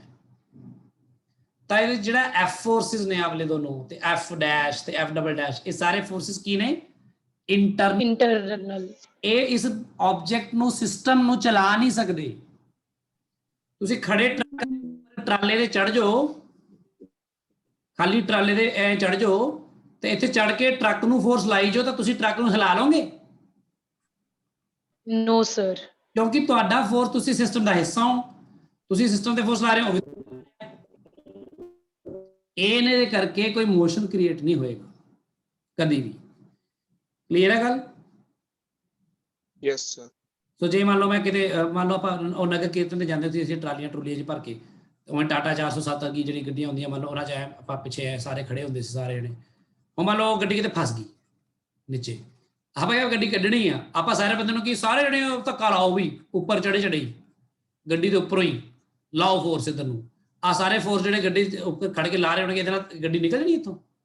No sir. ਕਿਉਂ ਨਹੀਂ ਨਿਕਲੇ? ਉਹ ਫੋਰਸ ਕੀ ਨੇ ਸਾਰੇ? ਉਹ ਇੰਟਰਨਲ ਫੋਰਸਿਸ ਕਦੀ ਵੀ ਸਿਸਟਮ ਦੇ ਮੋਸ਼ਨ 'ਚ ਹਿੱਸਾ ਨਹੀਂ ਪਾ ਸਕਦੇ। ਹੁਣ ਆ ਜਿਹੜਾ ਸਿਸਟਮ ਹੈ ਇਹ 'ਚ ਇੰਟਰਨਲ ਫੋਰਸਿਸ ਕਿਹੜੇ ਨੇ? F dash F double dash ਸਾਰੇ, ਪਰ F1 F2 ਤੇ F3 ਕੀ ਨੇ? ਆ ਕੀ ਨੇ? External forces. ਤਾਂ ਪੂਰੇ ਸਿਸਟਮ ਦਾ ਮੋਸ਼ਨ ਇਹਨਾਂ ਦੇ ਕਰਕੇ ਹੋਏਗਾ, ਨਾ ਕਿ ਉਹਨਾਂ ਦੇ ਕਰਕੇ ਜਿਹੜੇ ਇੰਟਰਨਲ। ਹੁਣ ਤੁਹਾਡੇ ਉੱਪਰ ਡਿਪੈਂਡ ਕਰਦਾ ਤੁਸੀਂ ਸਿਸਟਮ ਮੰਨਦੇ ਕਿਹਨੂੰ। ਹੁਣ ਮੰਨ ਲਓ ਤੁਸੀਂ ਸਿਸਟਮ ਮੰਨ ਲਿਆ A ਤੇ B ਨੂੰ, ਆ ਸਿਸਟਮ ਹੈ ਤੁਹਾਡਾ ਮੰਨ ਲਓ। ਹੁਣ ਤੁਹਾਡਾ ਇੰਟਰਨਲ ਫੋਰਸ ਹੈਗਾ F ਤੇ ਐਕਸਟਰਨਲ ਫੋਰਸ ਕਿੰਨੇ ਨੇ, ਕਿਹੜੇ ਨੇ ਦੱਸੋ? F1 and F1 ਤੇ F2 ਨਹੀਂ, ਆ ਵੀ ਹੈਗਾ, ਹੁਣ F ਡੈਸ਼ ਵੀ ਹੈਗਾ, F ਡਬਲ ਡੈਸ਼ ਵੀ ਹੈਗਾ। Yes sir. ਇਹ ਵੀ ਐਕਸਟਰਨਲ ਫੋਰਸ 'ਚ ਆ ਗਏ ਹੁਣ, ਕਿਉਂਕਿ ਸਿਸਟਮ ਤੁਹਾਡਾ A ਤੇ B ਹੈ ਇਕੱਲਾ। ਸਮਝ ਲੱਗੀ ਗੱਲ? Yes sir. ਇਹ ਤੁਸੀਂ ਸਿਸਟਮ ਇਕੱਲੇ A ਨੂੰ ਮੰਨ ਲਓ ਤਾਂ ਤੁਹਾਡਾ ਐਕਸਟਰਨਲ ਫੋਰਸ ਹੀ ਨੇ ਸਾਰੇ, ਇੰਟਰਨਲ ਤਾਂ ਕੋਈ ਹੈ ਹੀ ਨਹੀਂ, ਫਿਰ ਦਿਖ ਨਹੀਂ ਰਿਹਾ ਇੱਥੇ। Yes sir. ਮਤਲਬ A ਨੂੰ ਖਿੱਚ ਰਿਹਾ ਸੀ, ਉਹਨੂੰ ਫਰਕ ਪੈ ਰਿਹਾ ਨਾ ਇਸ ਗੱਲ ਦਾ, A ਨੂੰ B ਵੀ ਖਿੱਚ ਰਿਹਾ ਤੇ A ਨੂੰ ਬਾਹਰਲਾ ਫੋਰਸ F2 ਉਹ ਵੀ ਖਿੱਚ ਰਿਹਾ, ਤੇ ਇਹ ਤਿੰਨੋਂ ਫੋਰਸ ਮਿਲ ਕੇ ਖਿੱਚ ਰਹੇ ਨੇ। ਇਹਨਾਂ ਤਿੰਨਾਂ ਦਾ ਰਿਜ਼ਲਟੈਂਟ ਲਵਾਂਗਾ ਮੈਂ ਤਾਂ ਉਸ ਰਿਜ਼ਲਟੈਂਟ F ਨੈਟ ਫੋਰਸ ਦੀ ਗੱਲ ਕਰਾਂਗਾ, ਉਸ F ਨੈਟ ਫੋਰਸ ਦੇ ਨਾਲ ਡਿਵਾਈਡ ਕਰੂੰਗਾ ਮਾਸ ਆਫ A, ਤਾਂ ਮੈਨੂੰ ਉਹਦੀ ਐਕਸਲਰੇਸ਼ਨ ਮਿਲ ਜਾਏਗੀ। ਨਿਊਟਨ ਲਾ ਇੱਥੇ ਲਾਵਾਂਗਾ। ਗੱਲ ਪਤਾ ਲੱਗੀ? Yes sir. ਤਾਂ ਇੰਟਰਨਲ ਫੋਰਸਿਸ ਤੇ ਐਕਸਟਰਨਲ ਫੋਰਸਿਸ ਨੂੰ ਸਮਝਿਆ ਕਰੋ। ਉਹ ਹੁੰਦੇ ਜ਼ਰੂਰ ਨੇ ਪਰ ਉਹ ਮੋਸ਼ਨ ਤੇ ਅਸਰ ਨਹੀਂ ਪਾ ਸਕਦੇ। ਹੁਣ ਤੁਸੀਂ ਇਹਨੂੰ ਪਤਾ ਕਿ ਇਹ ਨਾ ਵੱਡਾ ਮਾਮਲਾ ਹੈ ਨਹੀਂ ਹੈ, ਇਹ ਮਾਮਲਾ ਤਾਂ ਐਵੇਂ ਸਮਝਿਆ ਜਾਂਦਾ। ਤੁਸੀਂ ਮੰਨ ਲਓ ਬੱਟਾ, ਕੋਈ ਬੱਟਾ ਚੱਕ ਕੇ ਸਿੱਟ ਕੇ ਮਾਰਨਾ, ਤੁਸੀਂ ਜਿਹੜਾ ਬੱਟਾ ਆ ਉਹ ਬੱਟਾ ਜੁੜਿਆ ਕਿਵੇਂ ਹੋਇਆ? ਉਹਦੇ ਅੰਦਰ ਇੰਟਰਮੋਲੀਕੂਲਰ ਫੋਰਸਿਸ ਹੈਗੇ ਨੇ ਕਿ ਨਹੀਂ? Yes sir. ਤੁਸੀਂ ਪੜ੍ਹਦੇ ਹੋ ਕੋਈ ਸੋਲਿਡ ਆ, ਕੋਈ ਬੱਟਾ ਆ, ਮੰਨ ਲਓ ਆ ਪੱਥਰ ਆ ਕੋਈ, ਤੇ ਪੱਥਰ ਦੇ ਵਿੱਚ ਇੰਟਰਮੋਲੀਕੂਲਰ ਫੋਰਸਿਸ ਕਿੰਨੇ ਸਾਰੇ ਹੋਣਗੇ, ਇੰਨੇ ਮੋਲੀਕਿਊਲਸ, ਐਟਮਸ, ਇਲੈਕਟ੍ਰੋਨ ਤੇ ਨਿਊਕਲੀਅਸ, ਉਹ ਲਟਰਮ ਪਟਰਮ ਸਾਰਾ ਇੰਨਾ ਕੁਝ ਹੁੰਦਾ ਨਹੀਂ? Yes sir. ਨਿੱਕੇ ਜਿਹੇ ਐਟਮ ਦੇ ਵਿੱਚ ਤਾਂ ਤੁਸੀਂ ਪੜ੍ਹ ਲੈਂਦੇ ਹੋ ਕਿ ਨਿਊਕਲੀਅਸ ਹੈ ਜੀ ਤੇ ਇਲੈਕਟ੍ਰੋਨ ਹੈ ਜੀ, ਇਹਦੇ ਰਾਉਂਡ ਘੁੰਮ ਰਿਹਾ ਜੀ, ਇਹ ਅਟਰੈਕਟ ਕਰ ਰਹੇ ਨੇ ਜੀ, ਤੇ ਇਹ ਸੈਂਟਰੀਪੀਟਲ ਫੋਰਸ ਹੈ ਘੁੰਮ ਰਿਹਾ, ਹੁੰਦਾ ਨਾ ਇਹ ਸਭ ਕੁਝ। ਤੇ ਜਦੋਂ ਇੰਨੀ ਵੱਡੀ ਬਾਡੀ ਦੀ ਗੱਲ ਕਰ ਰਹੇ ਹੋ, ਇਹ ਬਾਡੀ ਦੀ ਉਹ ਫੁੱਟਬਾਲ ਹੋ ਸਕਦੀ ਹੈ, ਬਾਲ ਹੋ ਸਕਦੀ ਹੈ, ਉਹ 'ਚ ਕਿੰਨੇ ਮੋਲੀਕਿਊਲਸ ਹੋਣਗੇ? ਇਨਫਿਨਿਟਲੀ ਮੈਨੀ। ਉਹ ਮੋਲੀਕਿਊਲਸ ਆਪਸ 'ਚ ਇੱਕ ਦੂਜੇ ਨੂੰ electron proton proton proton electron neutron electron, ਜਿੰਨੇ ਵੀ ਤਰ੍ਹਾਂ ਦੇ ਫੋਰਸਿਸ ਅੰਦਰ ਲੱਗ ਰਹੇ ਨੇ ਇਨ ਬਿਟਵੀਨ ਇਹਦੇ ਅੰਦਰ, ਉਹ ਇੰਟਰਨਲ ਫੋਰਸਿਸ ਨੇ ਕਿ ਐਕਸਟਰਨਲ? Internal forces. Internal ਤੇ forces. ਉਹ ਮਿਲ ਕੇ ਉਸ ਬਾਡੀ ਨੂੰ ਮੋਸ਼ਨ ਚ ਕਦੇ ਲਿਆ ਸਕਦੇ ਨੇ? No sir. No, sir. ਕਦੀ ਵੀ ਨਹੀਂ ਲਿਆ ਸਕਦੇ। ਤੁਹਾਨੂੰ ਲੱਗੀ ਗੱਲ? Yes. Yes sir. ਤੇ ਜਦੋਂ ਤੱਕ ਸਿਸਟਮ ਨੂੰ ਤੁਸੀਂ ਮੰਨ ਲਿਆ ਸਿਸਟਮ ਦਾ ਮਾਸ ਕਾਂਸਟੈਂਟ ਹੈ ਤੇ ਉਹਦੇ ਅੰਦਰ ਜੋ ਕੁਝ ਵੀ ਚੱਲ ਰਿਹਾ ਉਹ ਆਪਣੇ ਆਪ ਚ ਉਸ ਬਾਡੀ ਨੂੰ ਮੋਸ਼ਨ ਚ ਨਹੀਂ ਲਿਆ ਸਕਦਾ। ਪਰ ਅਗਰ ਸਿਸਟਮ ਇਸ ਤਰ੍ਹਾਂ ਦਾ ਹੋ ਜਾਵੇ ਕਿ ਆਪਣੇ ਵਿੱਚੋਂ ਮਾਸ ਨੂੰ ਬਾਹਰ ਸਿੱਟਣ ਲੱਗ ਜਾਵੇ, ਸਿਸਟਮ ਹੀ ਯਾਨੀ ਸਿਸਟਮ ਦਾ ਮਾਸ ਵੇਰੀ ਕਰਨ ਲੱਗ ਜਾਵੇ, ਤਾਂ ਉਹਦੇ ਕਰਕੇ ਉਹਨੂੰ ਫੋਰਸ ਲੱਗਦਾ, ਉਹਨੂੰ ਕਹਿੰਦੇ ਥਰਸਟ। ਇਹ ਹੁੰਦਾ ਜਦੋਂ ਤੁਸੀਂ ਗੁਬਾਰੇ 'ਚ ਹਵਾ ਭਰ ਕੇ ਉਹਨੂੰ ਛੱਡ ਦਿਓ, ਮੂੰਹ ਉਹਦਾ ਬੰਨੋ ਨਾ, ਕਿਉਂਕਿ ਗੁਬਾਰੇ ਦੇ ਅੰਦਰ ਜਦੋਂ ਹਵਾ ਭਰ ਦਿੰਦੇ ਹੋ ਤਾਂ ਗੁਬਾਰਾ ਆਪਣੇ ਆਪ 'ਚ ਕੀ ਬਣ ਜਾਂਦਾ ਹੈ? ਇੱਕ ਸਿਸਟਮ, ਹਨਾ। ਤੇ ਜਦੋਂ ਤੁਸੀਂ ਉਹਦਾ ਮੂੰਹ ਛੱਡ ਦਿੰਦੇ ਹੋ ਤਾਂ ਉਹਦੇ ਸਿਸਟਮ ਦੇ ਵਿੱਚੋਂ ਹਵਾ ਬਾਹਰ ਨਿਕਲਦੀ ਹੈ, ਹਨਾ। ਤਾਂ ਉਹ ਯੈਸ ਸਰ। ਮਿਲਦਾ ਹੈ ਤੇ ਉਹ ਮਨ ਬਣ ਜਾਂਦਾ। ਸੋ ਆਪਾਂ ਗੱਲ ਕਰ ਰਹੇ ਜਿੱਥੇ ਆਪਣੇ ਮਾਸ ਕੋਈ ਬਾਹਰ ਨਹੀਂ ਜਾ ਰਿਹਾ, ਕੁਝ ਨਹੀਂ ਆ ਰਿਹਾ, ਉਹਦੀ ਗੱਲ ਕਰ ਰਹੇ ਹਾਂ, ਆਈਸੋਲੇਟਡ ਸਿਸਟਮ ਦੀ ਗੱਲ ਕਰ ਰਹੇ ਹਾਂ। ਸੋ ਹੁਣ work done by internal forces of system ਤੋਂ ਕੀ ਮਤਲਬ ਹੈ? ਇਸ ਦੇ ਲਈ ਆਪਾਂ ਫਿਰ ਆਪਣੀਆਂ ਪ੍ਰੋਬਲਮਸ ਪੁਰਾਣੀਆਂ ਤੋਂ ਹੀ ਆਪਾਂ ਨਵੀਆਂ ਚੀਜ਼ਾਂ ਸਿੱਖਾਂਗੇ। ਜਿਵੇਂ ਕਿ ਮੰਨ ਲਓ ਕੱਲ ਮੈਂ ਫੋਰਸਿਸ ਬਾਰੇ ਬਹੁਤ ਵਧੀਆ ਤੁਹਾਨੂੰ ਹੋਰ ਨਵੀਆਂ ਗੱਲਾਂ ਦੱਸੂਗਾ। ਕੱਲ ਤੁਹਾਨੂੰ ਕਾਫੀ ਸਮੂਥ ਹੋ ਜਾਏਗਾ ਤੁਹਾਡਾ ਕੰਮ ਹੌਲੀ ਹੌਲੀ।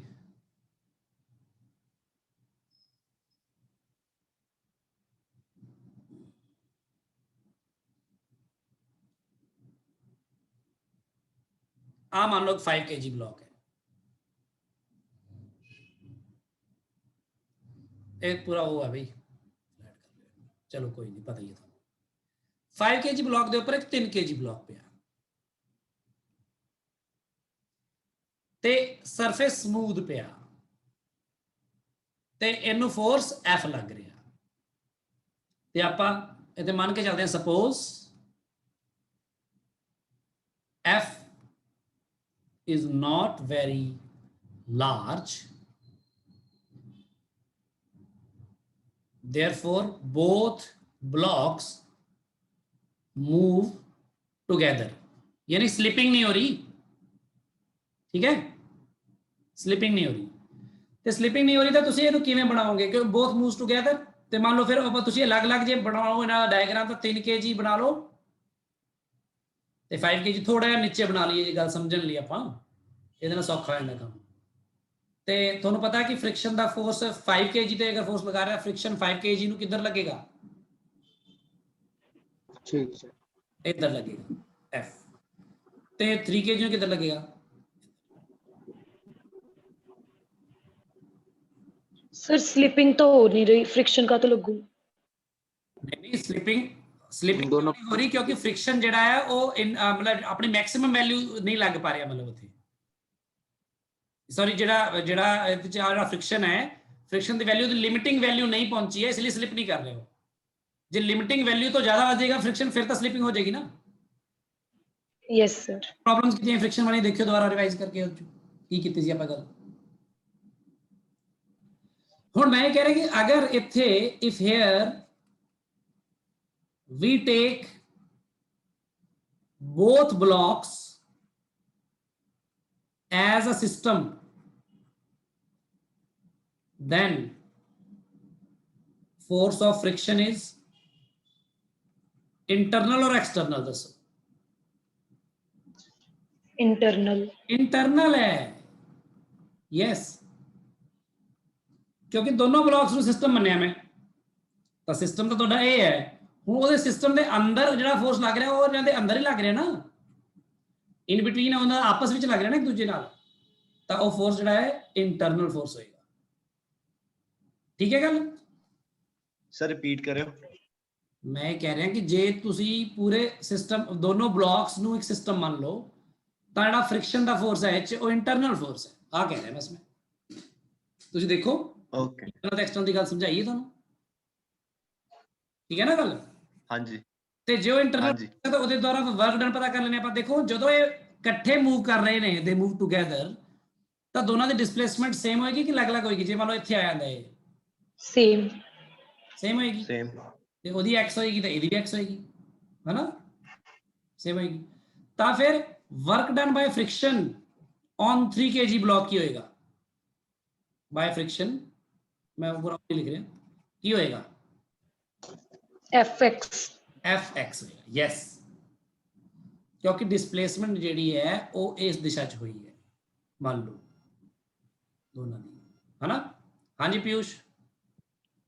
ਸਰ 0 ਨਹੀਂ ਹੋਣੀ ਚਾਹੀਦੀ ਸਰ, ਕਿਉਂਕਿ ਫ੍ਰਿਕਸ਼ਨ ਤਾਂ ਸਰ ਇੰਟਰਨਲ ਹੈ।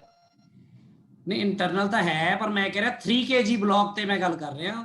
3 kg ਬਲੌਕ ਕਦੇ ਮੂਵ ਕੀਤਾ ਕਿ ਨਹੀਂ ਕੀਤਾ, ਦੱਸ। ਹਾਂਜੀ ਸਰ ਉਹ ਤਾਂ ਕੀਤਾ। ਉੱਥੇ ਫ੍ਰਿਕਸ਼ਨ ਲੱਗ ਰਿਹਾ ਸੀ ਕਿ ਨਹੀਂ ਲੱਗ ਰਿਹਾ ਸੀ? ਹਾਂਜੀ ਸਰ ਲੱਗ ਰਿਹਾ ਸੀ, ਫਿਰ fx ਹੋ ਗਿਆ। ਤੇ ਉਹੀ ਜਿਹੜੇ ਵਰਕ ਡਨ ਮੈਂ ਕਰਾਂ ਐਟ 5 kg ਬਲੌਕ ਤੇ, ਤਾਂ ਹੁਣ minus fx minus fx, minus ਕਿਉਂ? ਕਿਉਂਕਿ ਫ੍ਰਿਕਸ਼ਨ ਪਿੱਛੇ ਨੂੰ ਹੈ ਤੇ ਡਿਸਪਲੇਸਮੈਂਟ ਅੱਗੇ ਨੂੰ। ਅੱਗੇ ਨੂੰ ਰਹੀ ਹੈ। ਤੇ ਇਹ ਨਾ ਦੋਨਾਂ ਨੂੰ ਜੇ ਜੋੜ ਦਿੱਤਾ ਜਾਵੇ ਤਾਂ ਕੀ ਹੋਏਗਾ?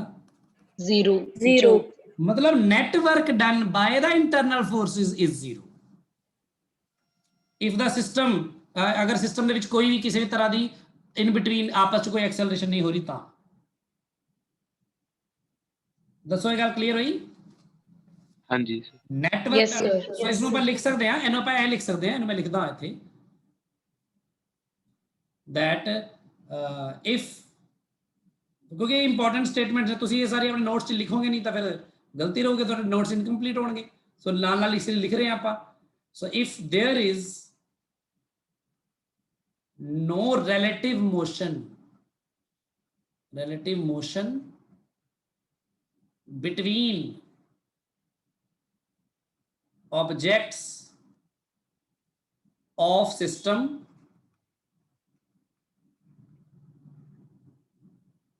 along direction of internal force, the internal forces कह लो, forces, then network done। ਤੁਹਾਨੂੰ ਮੈਂ ਵੈਸੇ ਕਿਹਾ ਸੀ ਕਿ ਤੁਸੀਂ ਕਾਪੀਆਂ ਲੈ ਕੇ ਬੈਠਿਆ ਕਰੋ ਨਾਲ, ਕਈ ਚੀਜ਼ਾਂ ਬਾਰ-ਬਾਰ ਪੂਰਾ ਵੀਡੀਓ ਥੋੜੀ ਸਕਰੋਲ ਕਰਦੇ ਫਿਰੋਗੇ। ਜਿਹੜੇ ਬੱਚੇ ਦਾ ਨੈਟਵਰਕ ਠੀਕ ਰਿਹਾ ਉਹ ਬੱਚਾ ਵੀ ਬਾਅਦ ਚ ਵੀਡੀਓ ਦੇਖ ਰਿਹਾ ਹੋਵੇ, ਕਿਉਂਕਿ ਉਹਨੇ ਲਿਖਿਆ ਨਹੀਂ ਸੀ ਨਾਲ ਇਹਦੇ ਨਾਲ ਤਾਂ ਬੈਠ ਕੇ ਲਿਖ ਲਿਆ ਕਰੋ ਨਾਲ। ਮੈਂ ਇੱਦਾਂ ਤਾਂ ਲਿਖਾਂਦਾ ਵੀ ਨਹੀਂ ਹੈ। Net work done by internal force on system equals 0। ਕਾਪੀਆਂ ਲੈ ਕੇ ਬੈਠਦੇ ਹੋ ਨਾ? Yes sir. Yes, sir. Copy ਲੈ ਕੇ ਬੈਠ ਆਪ ਕੁਝ ਗੱਲਾਂ ਆਪ ਹੀ ਲਿਖਿਆ, ਕਈ ਗੱਲਾਂ ਮੈਂ ਬੋਲਦਾ ਹੀ ਆ, ਲਿਖਦਾ ਨਹੀਂ ਆ।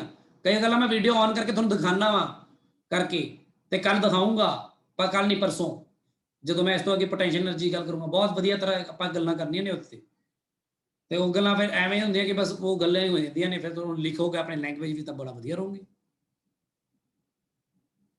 ਹੁਣ ਜਿਵੇਂ ਕਹਿੰਦਾ ਇਹ ਗੱਲ ਨੂੰ ਬਹੁਤ ਸਿੰਪਲ ਤਰੀਕੇ ਨਾਲ ਸਮਝਾਇਆ ਦਾ ਕਿ ਮੰਨ ਲਓ ਜੇ ਕੋਈ ਦੋ ਆਬਜੈਕਟਸ ਨੇ, ਮੰਨ ਲਓ ਇੱਥੇ ਬੋਡੀ ਹੈ ਤੇ 1 ਤੇ ਇੱਥੇ 2 ਆਬਜੈਕਟ ਹੈ, ਤੇ ਉਹਨਾਂ ਦੋਨੋਂ ਨੇ ਇੱਕ ਧਾਗੇ ਨਾਲ ਬੰਨਿਆ ਆ ਤੇ ਉਹਨੂੰ ਖਿੱਚਿਆ ਜਾ ਰਿਹਾ ਇੱਧਰ ਨੂੰ।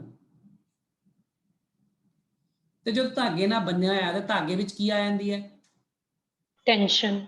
ਤੇ ਆਪਾਂ ਜੇ ਇਸ ਨੂੰ ਕਹੀਏ ਆਹ ਸਿਸਟਮ ਹੈ ਮੇਰਾ, ਇਹਨਾਂ 'ਚ ਰਿਲੇਟਿਵ ਮੋਸ਼ਨ ਕੋਈ ਵੀ ਨਹੀਂ ਹੈ, ਯਾਨੀ ਕਿ ਧਾਗਾ ਕਦੀ ਵੀ ਧਾਗਾ ਜਿਹੜਾ ਇਹ ਉਹ ਨਹੀਂ ਹੁੰਦਾ, ਇਕੱਠਾ ਨਹੀਂ ਹੁੰਦਾ, ਯਾਨੀ ਇਹ ਖਿੱਚਿਆ ਰਹਿੰਦਾ ਹਮੇਸ਼ਾ।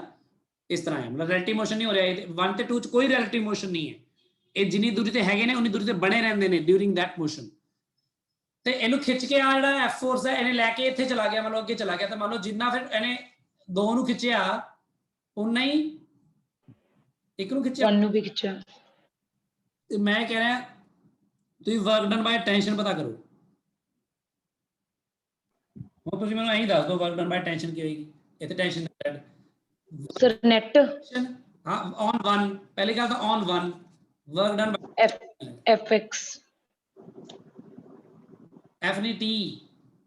yes sir tx 1 ਦੀ ਗੱਲ ਕਰ ਰਿਹਾ ਨਾ ਮੈਂ ਸਿਰਫ, yes sir 1 ਨੂੰ ਨਹੀਂ ਐਫ ਲੱਗ ਰਿਹਾ, ਇਹ ਤਾਂ ਪੂਰੇ ਸਿਸਟਮ ਨੂੰ ਲੱਗ ਰਿਹਾ ਸੀ, ਹੈਨਾ? yes sir ਤੇ ਮੈਂ ਵਰਕ ਡਨ ਬਾਈ ਟੀ ਕਹਿ ਰਿਹਾ, ਚਾਹੇ ਹੋਰ ਵੀ ਲੱਗ ਰਿਹਾ ਹੁਣ ਫੋਰਸ, ਤਾਂ ਮੈਂ ਇਕੱਲੇ ਟੀ ਦੀ ਗੱਲ ਕਰੂੰਗਾ ਨਾ। ਤੇ tx ਆਏਗਾ ਕਿ ਨਹੀਂ?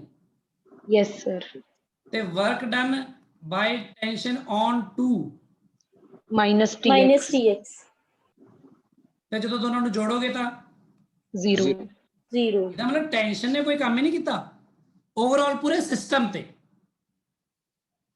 ਜੇ ਕੋਈ ਕਹੇ 1 ਤੇ ਕੀਤਾ, ਮੈਂ ਕਹੂੰ 1 ਤੇ ਕੀਤਾ, ਉਹ ਕਹੂਗਾ ਤੁਸੀਂ ਤਾਂ ਕਹਿੰਦੇ ਇੰਟਰਨਲ ਫੋਰਸ ਕਰਦੇ ਹੀ ਨਹੀਂ, ਤੇ ਮੈਂ ਕਿਹਾ ਤੁਸੀਂ 1 ਤੇ ਗੱਲ ਕਰ ਰਹੇ ਨਾ, 1 ਦੇ ਲਈ ਤਾਂ ਟੈਂਸ਼ਨ ਐਕਸਟਰਨਲ ਫੋਰਸ ਹੈ ਨਾ, ਕਿਉਂਕਿ ਫਿਰ ਸਿਸਟਮ ਤੁਸੀਂ 1 ਨੂੰ ਲੈ ਲਿਆ ਨਾ, ਤੁਸੀਂ ਗੱਲ ਹੀ 1 ਦੀ ਕਰ ਰਹੇ ਹੋ, ਤੁਸੀਂ ਤਾਂ ਗੱਲ ਹੀ ਨਹੀਂ ਕਰ ਰਹੇ 2 ਦੀ। ਤੇ ਤੁਸੀਂ if you are taking this as a system, then the only external force is T, tension, and if you are taking this as a system, then there are 2 external forces, F and T. F and T, and ਇਹ ਆਪਾਂ ਗੱਲ ਕਰਦੇ ਰਹੇ ਪਹਿਲਾਂ ਵੀ।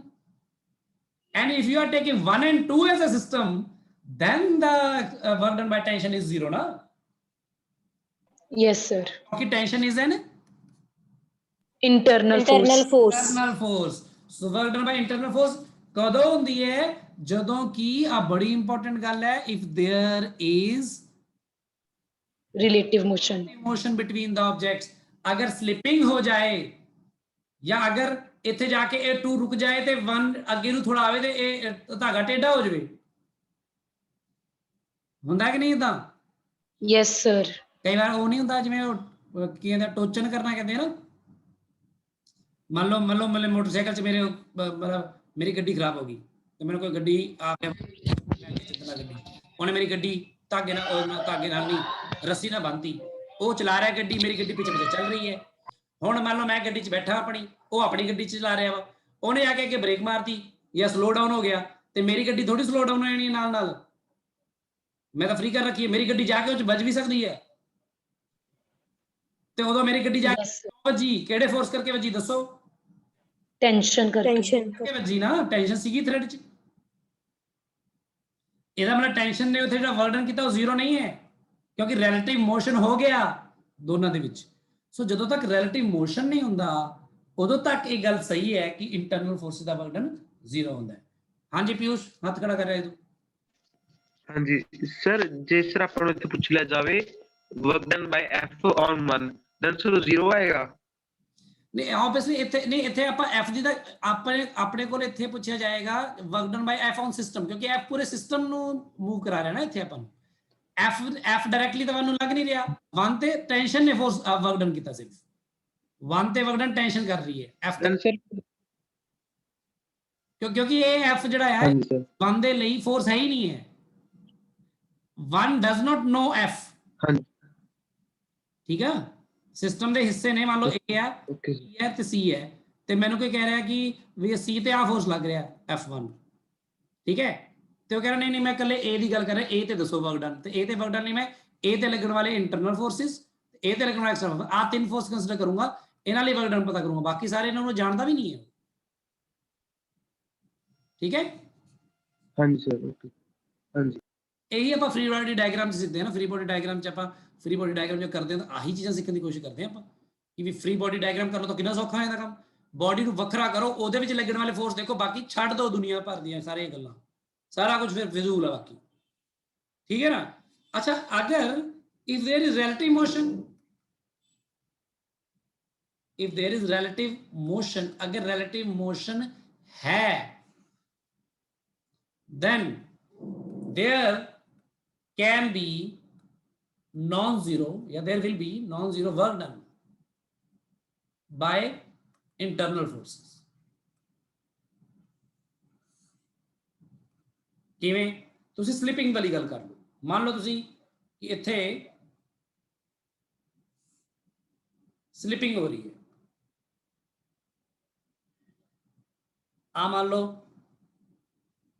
5 kg ਹੈ, ਇਹਨੂੰ ਥੋੜਾ ਜਾਣ ਕੇ ਲੰਬਾ ਬਣਾਇਆ ਆਪਾਂ, ਸਲਿਪਿੰਗ ਕਰਾਣੀ ਹੈ ਨਾ, ਐਵੇਂ ਗਿਰੀ ਨਾ ਜਾਵੇ ਆਬਜੈਕਟ ਆਪਣਾ, ਤੇ ਆ ਮੰਨ ਲਓ 3 kg ਹੈ, ਇੱਥੇ ਪਿਆ ਹੈ,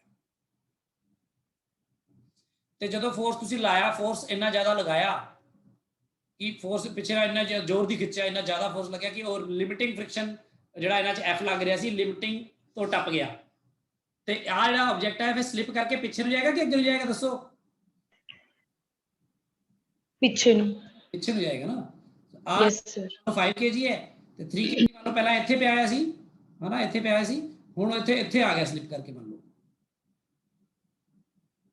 ਠੀਕ ਆ, ਸਲਿਪ ਕਰ ਗਿਆ ਪਿੱਛੇ, ਤੇ ਇਹਨਾਂ 'ਚ ਜਿਹੜਾ ਫ੍ਰਿਕਸ਼ਨ ਲੱਗ ਰਿਹਾ ਹੈ ਉਹ ਕਿਨੈਟਿਕ ਹੋਏਗਾ ਕਿ ਹੋਏਗਾ ਸਟੈਟਿਕ ਹੋਏਗਾ? ਕਾਈਨੈਟਿਕ ਆਪਸ 'ਚ ਹੋਏਗਾ, ਕਿਉਂਕਿ ਉਹ ਸਲਿਪ ਕਰ ਰਿਹਾ ਨਾ, ਮੂਵ ਕਰਨ ਲੱਗ ਗਿਆ, ਤਾਂ ਜਿਹੜਾ ਡਿਸਪਲੇਸਮੈਂਟ ਹੋਏਗੀ 5 kg ਦੀ, ਮੰਨ ਲਓ ਉਹ x1 ਹੈ, ਤੇ 3 kg ਦੀ ਡਿਸਪਲੇਸਮੈਂਟ ਜਿਹੜੀ ਆ ਉਹ x1 ਹੀ ਹੋਏਗੀ ਕਿ ਉਸ ਤੋਂ ਘੱਟ ਹੋਏਗੀ ਕਿ ਵੱਧ ਹੋਏਗੀ? ਤੇ ਘੱਟ ਸਰ ਹੋਏਗੀ। ਘੱਟ ਹੋਊਗੀ। ਘੱਟ ਹੋਏਗੀ, ਯੈਸ ਘੱਟ ਹੋਏਗੀ। x2 ਵਿਲ ਬੀ ਲੈਸ ਦੇਨ, ਕਿਉਂਕਿ ਉਹ ਪਿੱਛੇ ਨੂੰ ਸਲਿਪ ਕਰ ਗਿਆ ਨਾ। Yes sir. ਤਾਂ ਇੱਥੇ ਜਿਹੜਾ ਫ੍ਰਿਕਸ਼ਨ ਹੈ, ਫ੍ਰਿਕਸ਼ਨ ਫੋਰਸ ਮੈਂ ਇਹਦੇ ਵਿੱਚ ਹੀ ਸ਼ੋ ਕਰ ਦੇਣਾ ਤੁਹਾਨੂੰ। 3 kg ਤੇ ਲੱਗਣ ਵਾਲਾ ਫ੍ਰਿਕਸ਼ਨ ਇੱਧਰ ਨੂੰ ਹੈ, ਇੱਧਰ ਨੂੰ ਹੈ, ਤਾਂ ਫ੍ਰਿਕਸ਼ਨ ਦੇ ਹੀ FK ਕਹਿ ਲਓ ਇਹਨੂੰ ਤੁਸੀਂ। ਤੇ work done by FK, work done by friction force, F ਦੀ ਗੱਲ ਨਹੀਂ ਕਰ ਰਿਹਾ ਮੈਂ, on 5 kg ਕਿੰਨਾ ਆਏਗਾ? Minus FKX1 x on 5 kg, ਕਿਉਂਕਿ ਫ੍ਰਿਕਸ਼ਨ ਪਿੱਛੇ ਨੂੰ ਆ। ਤੇ 3 kg FKX2 ਯੈਸ। ਤੇ ਦੇਖੋ ਨੈਟ ਵਰਕ ਡਨ ਜਿਹੜਾ ਆ, ਰਾਈਟਿੰਗ ਗੰਦੀ ਹੋ ਰਹੀ ਹੈ ਮੇਰਾ ਨਾ, ਪੈਨ ਜਿਹਾ ਠੀਕ ਨਹੀਂ ਜਾ ਰਿਹਾ। ਬਾਕੀ ਮੇਰੀ ਹੈ ਵੀ ਗੰਦੀ, ਇੰਨਾ ਕੋਈ ਵਧੀਆ ਤਾਂ ਹੈ ਵੀ ਨਹੀਂ writing. Net work done by FK ਜਿਹੜਾ ਹੋਏਗਾ ਮਾਈਨਸ FKX1 ਜਮਾ FKX2। ਤਾਂ ਨੈਟ ਵਰਕ ਡਨ ਕੀ ਆਏਗਾ? ਨੈਗੇਟਿਵ ਆਏਗਾ ਪੋਜ਼ਿਟਿਵ ਆਏਗਾ? ਨੈਗੇਟਿਵ। ਨੈਗੇਟਿਵ ਆਏਗਾ। ਠੀਕ ਹੈ। Yes sir. ਇੰਟਰਨਲ ਫੋਰਸਿਸ ਬਾਰੇ ਗੱਲ ਸੋ ਤੁਹਾਨੂੰ ਦੇਖੋ, ਜੇ ਮੇਨ ਗੱਲਾਂ ਨਹੀਂ ਹੈਗੀਆਂ ਇਹਦੇ ਬਾਰੇ NCERT ਚ ਨਹੀਂ ਹੈਗਾ ਕੁਝ ਨਾ, ਹੀ ਇਹਦੇ ਲਈ ਉਹ ਹੈਗਾ ਵਾ ਸਕੂਲ ਐਗਜ਼ਾਮ ਲਈ ਆ। ਇਹ ਆਪਣੇ ਕੰਪੀਟੀਸ਼ਨ ਦੇ ਵਿੱਚ ਜਿਹੜੇ ਕੁਐਸਚਨ ਆਉਂਦੇ ਨੇ ਉਹਨਾਂ ਨੂੰ ਸਮਝਣ ਲਈ ਆਪਣੇ ਲਈ, ਜਿਵੇਂ ਸ਼ੂਡੋ ਫੋਰਸ, ਜਿਵੇਂ ਆਹ ਚੀਜ਼ ਆਪਾਂ ਸਿੱਖ ਰਹੇ ਹਾਂ, ਜਿਵੇਂ ਆਪਾਂ ਬਲੌਕ ਔਰ ਬਲੌਕ ਪ੍ਰੋਬਲਮ ਕੀਤੀਆਂ ਨੇ, ਜਿਵੇਂ ਆਪਾਂ ਕੁਝ ਹੋਰ ਕੱਲ ਕਰਾਂਗੇ, ਕੱਲ ਕਰਵਾਉਂਗਾ ਮੈਂ। ਕਿਉਂਕਿ ਇੱਕ ਤੁਹਾਡੇ ਲਈ ਟਾਰਕ ਮੈਂ ਸੰਭਾਲ ਕੇ ਰੱਖੀ ਹੋਈ ਸੀ ਕਿ ਮੈਂ ਤੁਹਾਨੂੰ ਰੋਟੇਸ਼ਨਲ ਮੋਸ਼ਨ ਸਿਖਾਊਂਗਾ। ਉਹ ਬਾਅਦ ਚ ਮੈਂ ਦੇਖਿਆ ਜਦੋਂ ਆ ਸਾਰਾ ਕੁਝ, ਤਾਂ ਮੈਂ ਕਿਹਾ ਭਾਈ ਇਹ ਤਾਂ ਪਹਿਲਾਂ ਹੀ ਕਰਾਣੀ ਪੈਣੀ ਹੈ। ਟਾਰਕ ਪਹਿਲਾਂ ਕਰਾਈ ਹੁੰਦੀ ਤਾਂ ਹੋਰ ਸੌਖੇ ਕੁਐਸਚਨ ਹੋ ਜਾਂਦੇ ਤੁਹਾਡੇ। ਸੋ ਇਸ ਲਈ ਮੈਂ ਟਾਰਕ ਤੁਹਾਨੂੰ ਕੱਲ ਕਰਵਾਉਂਗਾ। ਟਾਰਕ ਕਰਾ ਕੇ ਇਕੁਇਲਿਬ੍ਰੀਅਮ ਆਫ ਫੋਰਸਿਸ ਦਾ ਬਹੁਤ ਚੰਗੀ ਤਰ੍ਹਾਂ ਕਰਾਉਂਗਾ, ਤਾਂ ਕਿ ਆਪਣਾ ਲਾਜ਼ ਆਫ ਮੋਸ਼ਨ ਦੇ ਵਿੱਚ ਹੋਰ ਹੈਲਪ ਮਿਲੇ ਤੁਹਾਨੂੰ। ਹੁਣ ਇੱਕ ਬੜੀ ਇੰਪੋਰਟੈਂਟ ਚੀਜ਼,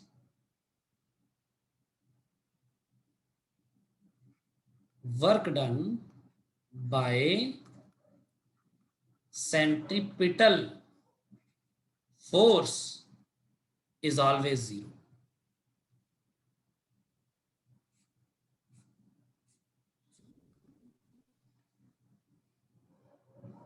ਤੇ ਇਹਦੇ ਵਿੱਚ ਕੀ ਆ ਕਿ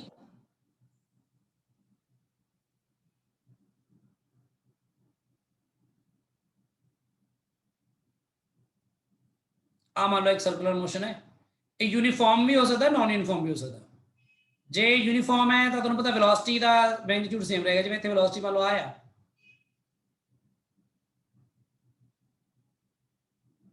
v, ਤੇ ਇੱਥੋਂ ਇੱਥੇ ਪਹੁੰਚ ਗਿਆ ਆਬਜੈਕਟ, ਤਾਂ ਇਹਦੀ ਵੈਲੋਸਿਟੀ ਕਿੱਧਰ ਨੂੰ ਹੋਏਗੀ?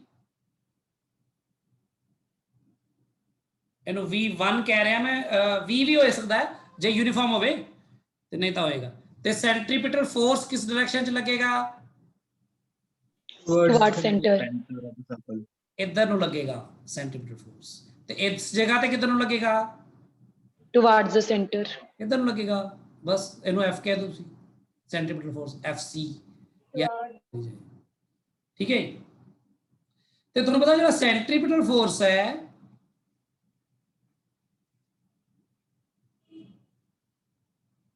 it is always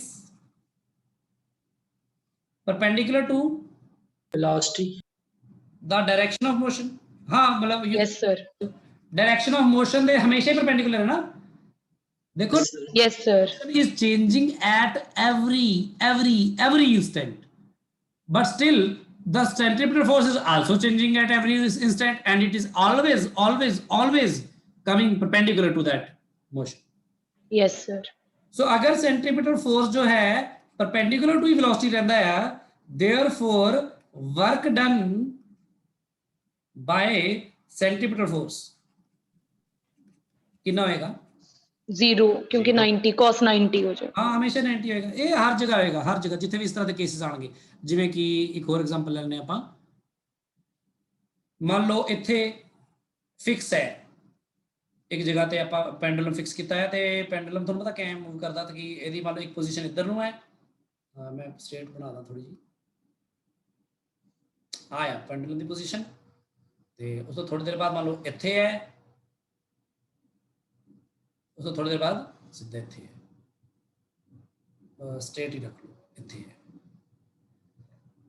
so pendulum basically ਆ ਪੈਂਡੂਲਮ ਹੈ, ਆ ਪੈਂਡੂਲਮ ਹੈ, ਆ ਪੈਂਡੂਲਮ ਹੈ। ਤੇ ਤੁਹਾਨੂੰ ਪਤਾ ਇਸ ਜਗ੍ਹਾ ਤੇ ਥ੍ਰੈਡ 'ਚ ਕੀ ਹੁੰਦੀ ਹੈ? ਟੈਂਸ਼ਨ। ਇਹਦੀ ਇਨੀਸ਼ੀਅਲ ਵੈਲੋਸਿਟੀ ਤੇ ਵੈਲੋਸਿਟੀ 0 ਹੈ, ਕਿਉਂਕਿ ਇਸ ਜਗ੍ਹਾ ਤੇ ਐਕਸਟ੍ਰੀਮ ਪੋਜੀਸ਼ਨ ਹੈ ਨਾ, ਇਹ ਤੇ ਰੁਕਦਾ ਆ। ਫਿਰ ਉਸ ਤੋਂ ਬਾਅਦ ਪਾਰਟੀਕਲ ਦੀ ਵੈਲੋਸਿਟੀ ਕਿੱਧਰ ਨੂੰ ਹੋ ਜਾਂਦੀ ਹੈ? ਇਹਦੇ ਟੈਂਜੈਂਟ, ਹਨਾ, ਤੇ ਟੈਂਸ਼ਨ ਇੱਧਰ। ਫਿਰ ਇੱਥੇ ਜਾ ਕੇ ਇਹਦੀ ਵੈਲੋਸਿਟੀ ਬਿਲਕੁਲ ਇੱਧਰ ਹੌਰੀਜ਼ੌਂਟਲ ਹੋ ਜਾਂਦੀ ਨਾ, ਇੱਧਰ ਨੂੰ, ਤੇ ਇੱਥੇ ਵੀ ਟੈਂਸ਼ਨ ਹੁੰਦੀ ਹੈ।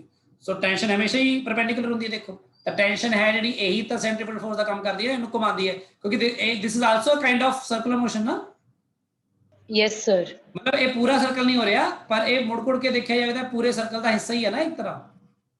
ਤਾਂ ਆਪਾਂ ਆ ਰੇਡੀਅਸ ਆਫ ਕਰਵੇਚਰ ਹੋਏਗਾ ਦੀ ਲੈਂਥ ਦੇ ਬਰਾਬਰ, ਤੇ ਐਂਡ ਆਲ ਦੈਟ ਆ ਸਰਕੂਲਰ ਮੋਸ਼ਨ ਦਾ ਹਿੱਸਾ ਹੀ। ਤਾਂ ਟੈਂਸ਼ਨ ਇੱਥੇ ਹਮੇਸ਼ਾ ਹੀ ਪਰਪੈਂਡੀਕੂਲਰ ਹੁੰਦੀ ਹੈ। ਦੇਖੋ ਤੇ ਟੈਂਸ਼ਨ ਕੀ ਕੰਮ ਕਰ ਰਹੀ ਹੁੰਦੀ ਹੈ ਇੱਥੇ, ਜੇ ਦੇਖਿਆ ਸੈਂਟਰੀਪੀਟਲ ਫੋਰਸ ਦਾ।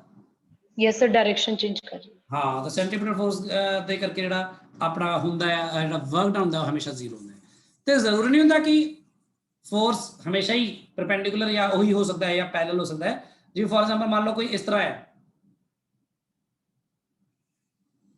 ਆ ਰੈਂਡਮਲੀ ਕੋਈ ਪਾਥ ਹੈ, ਇਸ ਤਰ੍ਹਾਂ ਬੋਡੀ ਜਾ ਰਹੀ ਹੈ ਕੋਈ, ਠੀਕ ਹੈ, ਤੇ ਇਸ ਬੋਡੀ ਤੇ ਕਿਸੇ ਮੋਮੈਂਟ ਤੇ ਮੰਨ ਲਓ ਕਿਸੇ ਪਾਰਟਿਕੂਲਰ ਡਾਇਰੈਕਸ਼ਨ 'ਚ ਇੱਧਰ ਨੂੰ ਕੋਈ ਚੀਜ਼, ਮੰਨ ਲਓ ਇੱਥੇ ਤੁਸੀਂ ਆ ਸਮਝ ਲਓ ਕਿ ਇੱਥੇ ਬਹੁਤ ਵੱਡਾ ਪੋਜ਼ਿਟਿਵ ਚਾਰਜ ਪਿਆ, ਇੱਥੇ ਇਲੈਕਟ੍ਰੋਨ ਜਾ ਰਿਹਾ ਜਸਟ, ਹਨਾ, ਆ ਪੋਜ਼ਿਟਿਵ ਚਾਰਜ ਇੱਥੇ ਪਿਆ ਹੈ ਇੱਕ ਵੱਡਾ ਸਾਰਾ, ਇੱਧਰ ਇਲੈਕਟ੍ਰੋਨ ਜਾ ਰਿਹਾ ਸੈਰਾ ਕਰਦਾ ਇੱਧਰੋਂ ਇਸ ਰਸਤੇ। ਜਦੋਂ ਇਲੈਕਟ੍ਰੋਨ ਜਾ ਰਿਹਾ ਤਾਂ ਇਲੈਕਟ੍ਰੋਨ ਨੂੰ ਪੋਜ਼ਿਟਿਵ ਚਾਰਜ ਨੇ ਕੀ ਕਰਨਾ ਹੈ? ਅਟਰੈਕਟ। ਤੇ ਅਟਰੈਕਟ ਕਰੇਗਾ ਤਾਂ ਫੋਰਸ ਕਿੱਧਰ ਨੂੰ ਲੱਗੇਗਾ? ਆਪਦੇ ਵੱਲ ਨੂੰ ਲਾਏਗਾ। ਹਾਂ, ਆਪਦੇ ਵੱਲ ਨੂੰ ਲਾਏਗਾ। ਜਿਵੇਂ ਇੱਧਰ ਨੂੰ, ਜਿੰਨਾ ਮੈਂ ਅੰਦਾਜ਼ੇ ਦੇ ਨਾਲ ਬਣਾ ਰਿਹਾ, ਹਾਲ ਬਣ ਗਿਆ, ਠੀਕ ਹੈ ਜੀ। Yes sir. ਹੁਣ ਆ ਜਿਹੜਾ ਫੋਰਸ ਲੱਗੇਗਾ, ਇਹ ਅਸਲ ਵਿੱਚ ਫੋਰਸ ਤਾਂ ਆ ਲੱਗ ਰਿਹਾ ਨਾ, ਇਹਨੇ ਐਕਸਲਰੇਟ ਕਰਨਾ। ਇਸ ਫੋਰਸ ਦੇ ਇਸ ਜਗ੍ਹਾ ਤੇ 2 ਕੰਪੋਨੈਂਟ ਬਣਾਉਣੇ ਜਾਣੇ ਚਾਹੀਦੇ ਆਪਾਂ ਨੂੰ। ਉਹ 2 ਕੰਪੋਨੈਂਟ ਕਿਹੜੇ ਹੋਣਗੇ? ਇੱਕ ਤਾਂ ਕੰਪੋਨੈਂਟ ਹੋਏਗਾ ਇਹਦੀ ਵੈਲੋਸਿਟੀ ਦੀ ਡਾਇਰੈਕਸ਼ਨ, ਜਿੱਧਰ ਨੂੰ ਵੈਲੋਸਿਟੀ ਹੈ ਇਹਦੀ, ਇੱਕ ਉਹਦੇ ਪਰਪੈਂਡੀਕੂਲਰ ਡਾਇਰੈਕਸ਼ਨ 'ਚ। ਆ ਤਾਂ ਵੈਲੋਸਿਟੀ ਹੈ ਨਾ, ਵੈਲੋਸਿਟੀ ਤਾਂ ਇੱਧਰ ਹੈ ਹੀ ਆ। ਯੈਲੋ ਕਲਰ ਨਾਲ ਜਿਹੜੀ ਬਣਾਈ ਮੈਂ ਫੋਰਸ ਦੇ ਕੰਪੋਨੈਂਟ ਮੈਂ ਬਣਾ ਦਿੰਦਾ ਕਿਸੇ ਹੋਰ ਕਲਰ ਨਾਲ। ਇੱਧਰ ਨੂੰ ਜਿਹੜਾ ਫੋਰਸ ਹੋਏਗਾ ਇੰਨਾ ਹੋਏਗਾ, ਉਹ ਹੋਏਗਾ ਆ ਜਿਹੜਾ ਐਂਗਲ ਥੀਟਾ ਕਹਿ ਦਵਾਂ ਮੈਂ, ਚਲੋ ਜੋ ਵੀ ਇਹਨੂੰ ਫੋਰਸ ਦਾ ਟੈਂਜੈਂਸ਼ੀਅਲ ਕੰਪੋਨੈਂਟ ਕਹਿ ਦੇਣਾ ਨਾ। Yes sir. ਫੋਰਸ ਦਾ ਰੇਡੀਅਲ ਕੰਪੋਨੈਂਟ ਕਹਿ ਦਿੰਦੇ ਆ, ਸੈਂਟਰੀਪੀਟਲ ਫੋਰਸ ਕਹਿ ਦਿੰਦੇ ਆ। ਤਾਂ ਫੋਰਸ ਦੇ 2 ਕੰਪੋਨੈਂਟ ਬਣ ਗਏ, ਤਾਂ ਆ ਇਸ ਜਗ੍ਹਾ ਤੇ ਵਰਕ ਡਨ ਕਿਹੜੇ ਕੰਪੋਨੈਂਟ ਕਰਕੇ 0 ਹੋਏਗਾ? ਸਰ ਜੋ ਉਹ ਹੈ ਰੇਡੀਅਲ ਇਹਦੇ ਕਰਕੇ 0 ਹੋਏਗਾ, ਇਹਦੇ ਕਰਕੇ ਆਏਗਾ ਵਰਕ ਡਨ, ਠੀਕ ਹੈ। ਇਲੈਕਟ੍ਰੋਸਟੈਟਿਕਸ 'ਚ ਆਪਾਂ ਇਹਦੇ ਬਾਰੇ ਬਹੁਤ ਵਧੀਆ ਤਰ੍ਹਾਂ ਕਰਦੇ ਹਾਂ, ਕੁਝ ਚੀਜ਼ਾਂ ਕਨਸੈਪਟਸ ਨੂੰ ਵਧੀਆ ਤਰ੍ਹਾਂ ਸਮਝਣ ਦੇ ਲਈ, ਪਰ ਇਹ ਇਸ ਤਰ੍ਹਾਂ ਇੱਥੇ ਆਪਾਂ ਸਮਝਦੇ ਹਾਂ।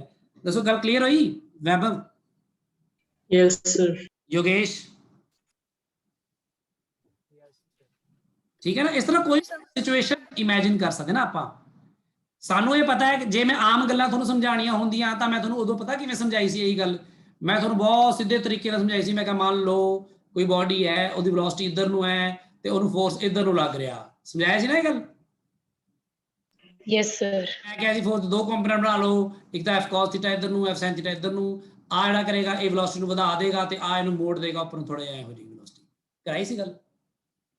ਸੋ ਉਹੀ ਗੱਲ ਕਿ ਜਿਵੇਂ ਫੋਰਸ ਦੇ 2 ਐਕਸਲਰੇਸ਼ਨ ਦੇ 2 ਕੰਪੋਨੈਂਟ ਹੁੰਦੇ ਨੇ, ਇੱਕ ਰੇਡੀਅਲ ਕੰਪੋਨੈਂਟ ਤੇ ਇੱਕ ਟੈਂਜੈਂਸ਼ੀਅਲ ਕੰਪੋਨੈਂਟ। ਟੈਂਜੈਂਸ਼ੀਅਲ ਕੰਪੋਨੈਂਟ ਜਿਹੜਾ ਹੁੰਦਾ ਵੈਲੋਸਿਟੀ ਨੂੰ ਜਾਂ ਵਧਾਉਂਦਾ ਆ ਘਟਾਉਂਦਾ ਆ, ਤੇ ਜਿਹੜਾ ਰੇਡੀਅਲ ਕੰਪੋਨੈਂਟ ਹੁੰਦਾ ਉਹ ਉਹਨੂੰ ਸਿਰਫ ਸਰਕਲ 'ਚ ਹਮੇਸ਼ਾ ਮੋੜਦਾ ਆ, ਉਹਦੀ ਡਾਇਰੈਕਸ਼ਨ ਚੇਂਜ ਕਰਦਾ ਹੈ। ਇਹਦੇ ਬਾਰੇ ਕੋਈ ਡਾਊਟ ਤਾਂ ਨਹੀਂ ਕਿਸੇ ਨੂੰ? ਟੈਂਜੈਂਸ਼ੀਅਲ ਕੰਪੋਨੈਂਟ ਦੇ ਨਾਲ ਤਾਂ ਸਰ ਵਰਕ ਡਨ ਹੋਏਗਾ ਹੀ। ਕੀ ਹੋਏਗਾ? ਟੈਂਜੈਂਸ਼ੀਅਲ ਕੰਪੋਨੈਂਟ ਦੇ ਨਾਲ। ਹਾਂ, ਉਹਦੇ ਨਾਲ ਹੋਏਗਾ, ਬਿਲਕੁਲ ਹੋਏਗਾ। ਬਲਕਿ ਉਹਦੇ ਨਾਲ ਵੈਲੋਸਿਟੀ ਨਾਲ ਦਾ ਐਂਗਲ 0 ਹੈ, ਉੱਥੇ ਸਿੱਧਾ ਹੀ ਫੋਰਸ ਇਨਟੂ ਡਿਸਪਲੇਸਮੈਂਟ ਆਏਗਾ, ਕਰ ਕਰਕੇ ਐਡ ਹੋਏਗਾ ਪੂਰੇ ਰਸਤੇ ਦੌਰਾਨ। ਪਤਾ ਨਹੀਂ ਕਿਤੇ ਕਿਵੇਂ ਚੱਲਦਾ ਰਹੇ, ਕਿਉਂਕਿ ਇਹ ਕੰਪੋਨੈਂਟ ਵੀ ਬਦਲਣਗੇ ਨਾ। ਇੱਥੇ ਜਿਵੇਂ ਇੱਥੇ ਪਹੁੰਚ ਜਾਏਗਾ, ਜਦੋਂ ਇੱਥੇ ਪਹੁੰਚ ਜਾਏਗਾ ਤਾਂ ਉਹਦੀ ਵੈਲੋਸਿਟੀ ਇੱਧਰ ਨੂੰ ਹੋਏਗੀ, ਤੇ ਫੋਰਸ ਜਿਹੜਾ ਇੱਥੇ ਸੀਗਾ ਨਾ ਚਾਰਜ ਮੈਂ ਰੱਖਿਆ ਸੀ, ਤਾਂ ਆਹ ਫੋਰਸ ਵੀ ਤਾਂ ਇੱਧਰ ਨੂੰ ਹੋਏਗਾ, ਹਨਾ।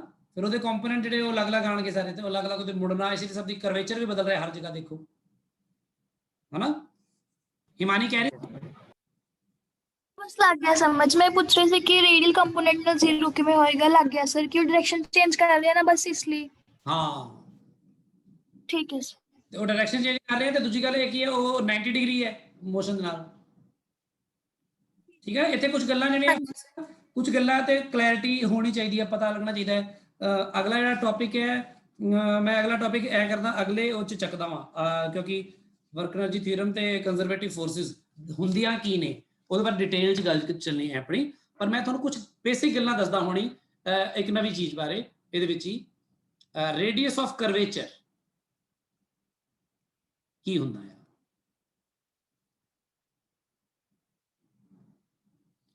ਕਰਵੇਚਰ ਪਤਾ ਕਿ ਨਾ, ਕਰਵ ਤੋਂ ਬਣਿਆ। ਕਰਵੇਚਰ ਕਿੱਥੋਂ ਬਣਿਆ? ਕਰਵ। ਕਰਵ ਮਤਲਬ ਨਾਟ ਸਟ੍ਰੇਟ ਲਾਈਨ। ਜਿਹੜੀ ਵੀ ਚੀਜ਼ ਸਟ੍ਰੇਟ ਲਾਈਨ ਨਹੀਂ ਹੁੰਦੀ ਉਹ ਕੀ ਹੁੰਦੀ ਹੈ? ਕਰਵ ਹੁੰਦੀ ਹੈ। ਆਪਾਂ ਕਹਿੰਦੇ ਜਿਹੜੀ ਚੀਜ਼ ਕਰਵ ਹੁੰਦੀ ਹੈ ਉਹਦਾ ਕੋਈ ਨਾ ਕੋਈ ਰੇਡੀਅਸ ਆਫ ਕਰਵੇਚਰ ਹੁੰਦਾ, ਵੀ ਕਿੰਨੀ ਕਰਵ, ਹਨਾ, ਵੀ ਕਿੰਨੀ ਕਰਵ। ਜਿਵੇਂ ਕਹਿਣ ਦਾ ਭਾਵ ਇਹ ਹੈ ਕਿ ਜੇ ਮੈਂ ਕਹਾਂ ਕਿ ਮੰਨ ਲਓ ਆ ਇੱਕ ਸਰਕਲ ਹੈ, ਤੇ ਇਸ ਸਰਕਲ ਦੇ ਵਿੱਚ ਤੁਸੀਂ ਕੋਈ ਵੀ ਛੋਟੀ ਜਿਹੀ ਕਰਵ ਲੈ ਲਓ, ਇੱਥੇ ਤੋਂ ਲੈ ਕੇ ਇੱਥੇ ਤੱਕ ਆ ਕਰਵ ਹੈ, ਤਾਂ ਇਹ ਜਿਹੜੇ ਸਰਕਲ ਦਾ ਹਿੱਸਾ ਆ ਉਹਦੇ ਨਾਲ ਜਿਹੜਾ ਆ ਰੇਡੀਅਸ ਹੋਏਗਾ ਇਹਦਾ, ਇਹਨੂੰ ਕਹਿੰਦੇ ਰੇਡੀਅਸ ਆਫ ਕਰਵੇਚਰ। ਜੇ ਤੁਸੀਂ ਉਹ ਇੱਥੋਂ ਤੋਂ ਲੈ ਕੇ ਇੱਥੇ ਤੱਕ ਕਰਵ ਲੈ ਲਓ ਆ ਵਾਲੀ, ਤਾਂ ਇਹਦਾ ਰੇਡੀਅਸ ਆਫ ਕਰਵੇਚਰ ਵੱਖਰਾ ਹੋਏਗਾ ਕਿ ਸੇਮ ਹੀ ਹੋਏਗਾ? ਸੇਮ ਸੇਮ ਹੀ ਹੋਏਗਾ। ਸਰਕਲ ਦੇ ਉੱਪਰ ਅਗਰ ਤੁਸੀਂ ਹੈਗੇ ਹੋ, ਕੰਮ ਕਰ ਰਹੇ ਹੋ ਕਿਸੇ ਇੱਕ ਸਰਕਲ ਦੇ ਉੱਪਰ ਹੀ, ਹਰ ਇੱਕ curve the radius of curvature same ਹੁੰਦਾ ਹੈ। ਇਹੀ ਸਰਕਲ ਦੀ ਇੱਕ ਤਰ੍ਹਾਂ ਦੀ ਪਰਿਭਾਸ਼ਾ ਹੈ, ਠੀਕ ਹੈ। ਪਰ ਕਹਿੰਦੇ ਕਿਸੇ ਵੀ ਕਰਵ ਦਾ ਕਰਵੇਚਰ ਕਿਵੇਂ ਹੁੰਦਾ ਹੈ? ਜੇ ਮੰਨ ਲਓ ਕਿ ਕੋਈ ਬਾਡੀ ਹੈ, ਉਹ ਐ ਆ ਰਹੀ ਹੈ, ਐ ਆ ਰਹੀ ਹੈ, ਐ ਜਾ ਕੇ ਐ ਕਰਕੇ ਐ ਚਲੀ ਜਾਂਦੀ ਹੈ। ਥੋੜਾ ਹੋਰ ਵਧੀਆ ਬਣਾਈਏ।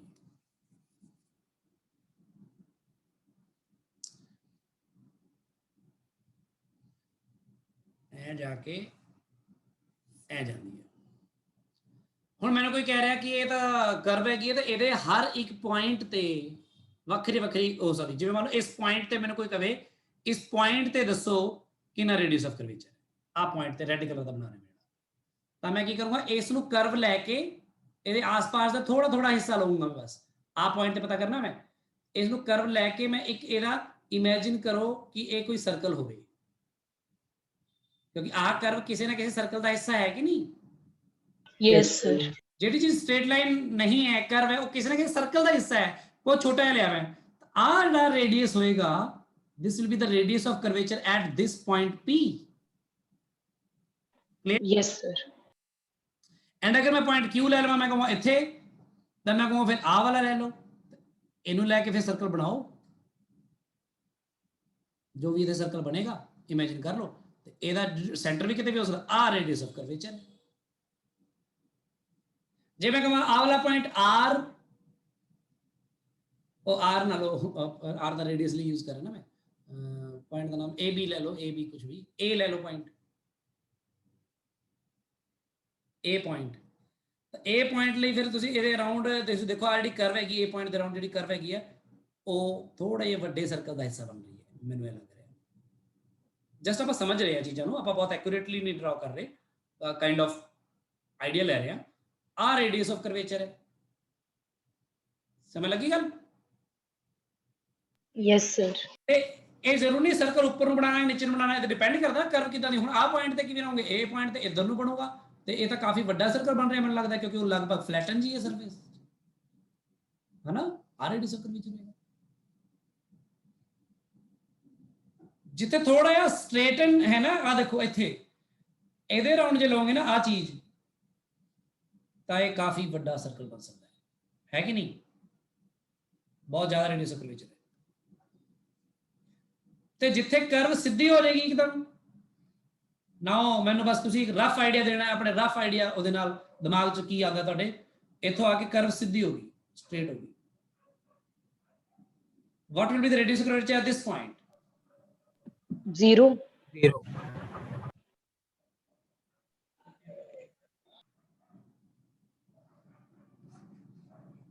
ਇਨਫਿਨਿਟੀ।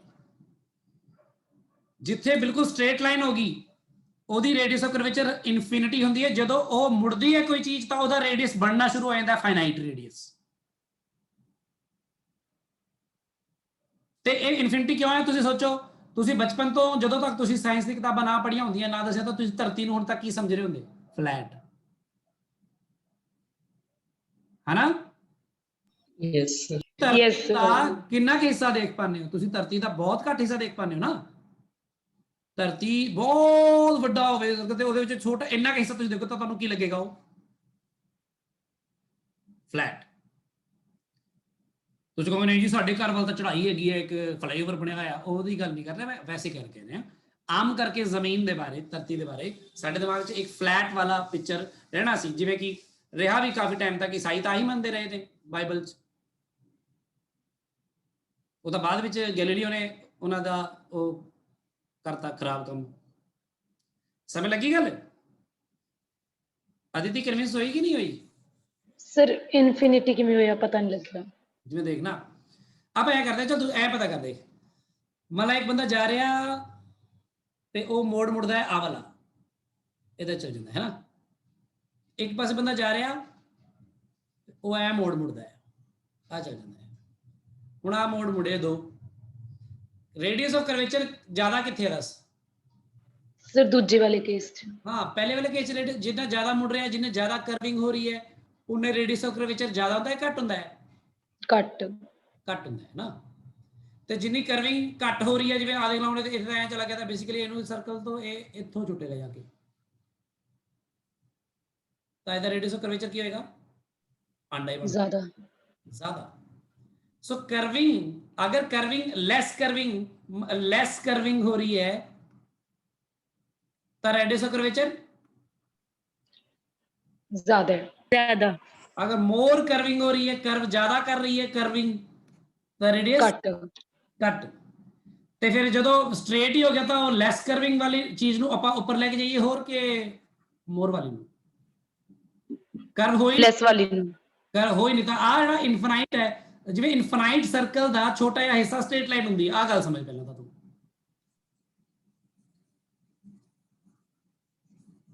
ਆ ਦੇਖੋ ਸਾਰੇ ਜਣੇ ਧਿਆਨ ਨਾਲ ਸੁਣੋ, ਇਹ ਬਸ ਬੇਸਿਕ ਗੱਲ ਕੀਤੀ ਮੈਂ, ਹਲੇ ਇਹਦੇ ਕੈਲਕੂਲੇਸ਼ਨ 'ਚ ਨਹੀਂ ਪਾਇਆ, ਤੁਹਾਨੂੰ ਮੈਂ ਪਾਉਂਗਾ ਬਾਅਦ ਵਿੱਚ।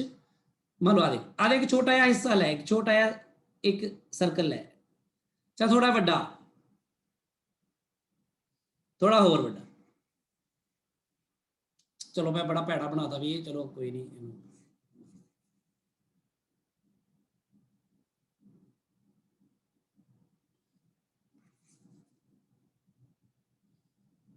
ਥੋੜਾ ਹੋਰ ਵੱਡਾ। ਹੁਣ ਆਪਾਂ ਕੀ ਕਰਦੇ ਆ, ਆਪਾਂ 1 ਸੈਂਟੀਮੀਟਰ ਲੈ ਕੇ ਦੇਖਦੇ ਆ, ਚੈੱਕ ਕਰਦੇ ਆ ਹੈ 1 ਸੈਂਟੀਮੀਟਰ, ਠੀਕ ਹੈ? 1 ਸੈਂਟੀਮੀਟਰ ਟੇਪ ਨੂੰ ਇਹਦੇ ਉੱਪਰ ਲਗਾ ਤਾਂ ਮੈਂ ਲੱਗੂਗੀ? Yes sir.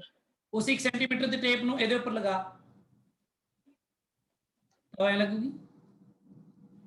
ਉਹ 1 सेंटीमीटर ਟੇਪ ਨੂੰ ਇਹਦੇ ਉੱਪਰ ਲਗਾ ਤਾਂ ਉਹ ਲਗਭਗ ਸਟ੍ਰੇਟ ਲੱਗ ਜਾਏਗੀ। ਹੁੰਦੀ ਆ ਰਹੀ ਹੈ। ਇਸੇ 1 सेंटीमीटर ਦੀ ਟੇਪ ਨੂੰ ਇਨਫਾਈਨਾਈਟ ਰੇਡੀਅਸ ਵਾਲੇ ਸਰਕਲ ਤੇ ਲਗਾ। ਲੈ ਆਪਾਂ ਲਗਾ ਦਿੰਨੇ ਆ।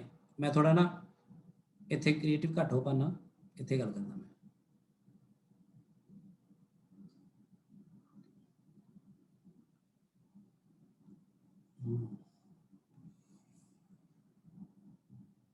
ठीक है,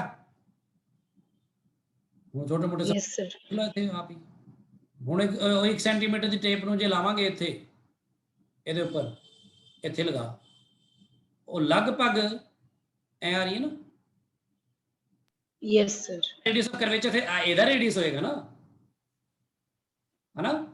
ਤੇ ਜਦੋਂ ਬਿਲਕੁਲ ਹੀ ਸਟ੍ਰੇਟ ਲਾਈਨ ਆ ਕਿਸੇ ਜਗ੍ਹਾ ਤੇ ਤਾਂ ਉਹਦਾ ਰੇਡੀਅਸ ਆਫ ਕਰਵੇਚਰ ਕੀ ਮੰਨਿਆ ਜਾਣਾ ਚਾਹੀਦਾ? ਵਿੱਚ ਜ਼ਿਆਦਾ, ਬਹੁਤ ਜ਼ਿਆਦਾ radius, so radius will approach to infinity. ਹੁਣ ਧਰਤੀ ਦਾ ਰੇਡੀਅਸ ਇਨਫਿਨਿਟੀ ਥੋੜੀ ਹੈ।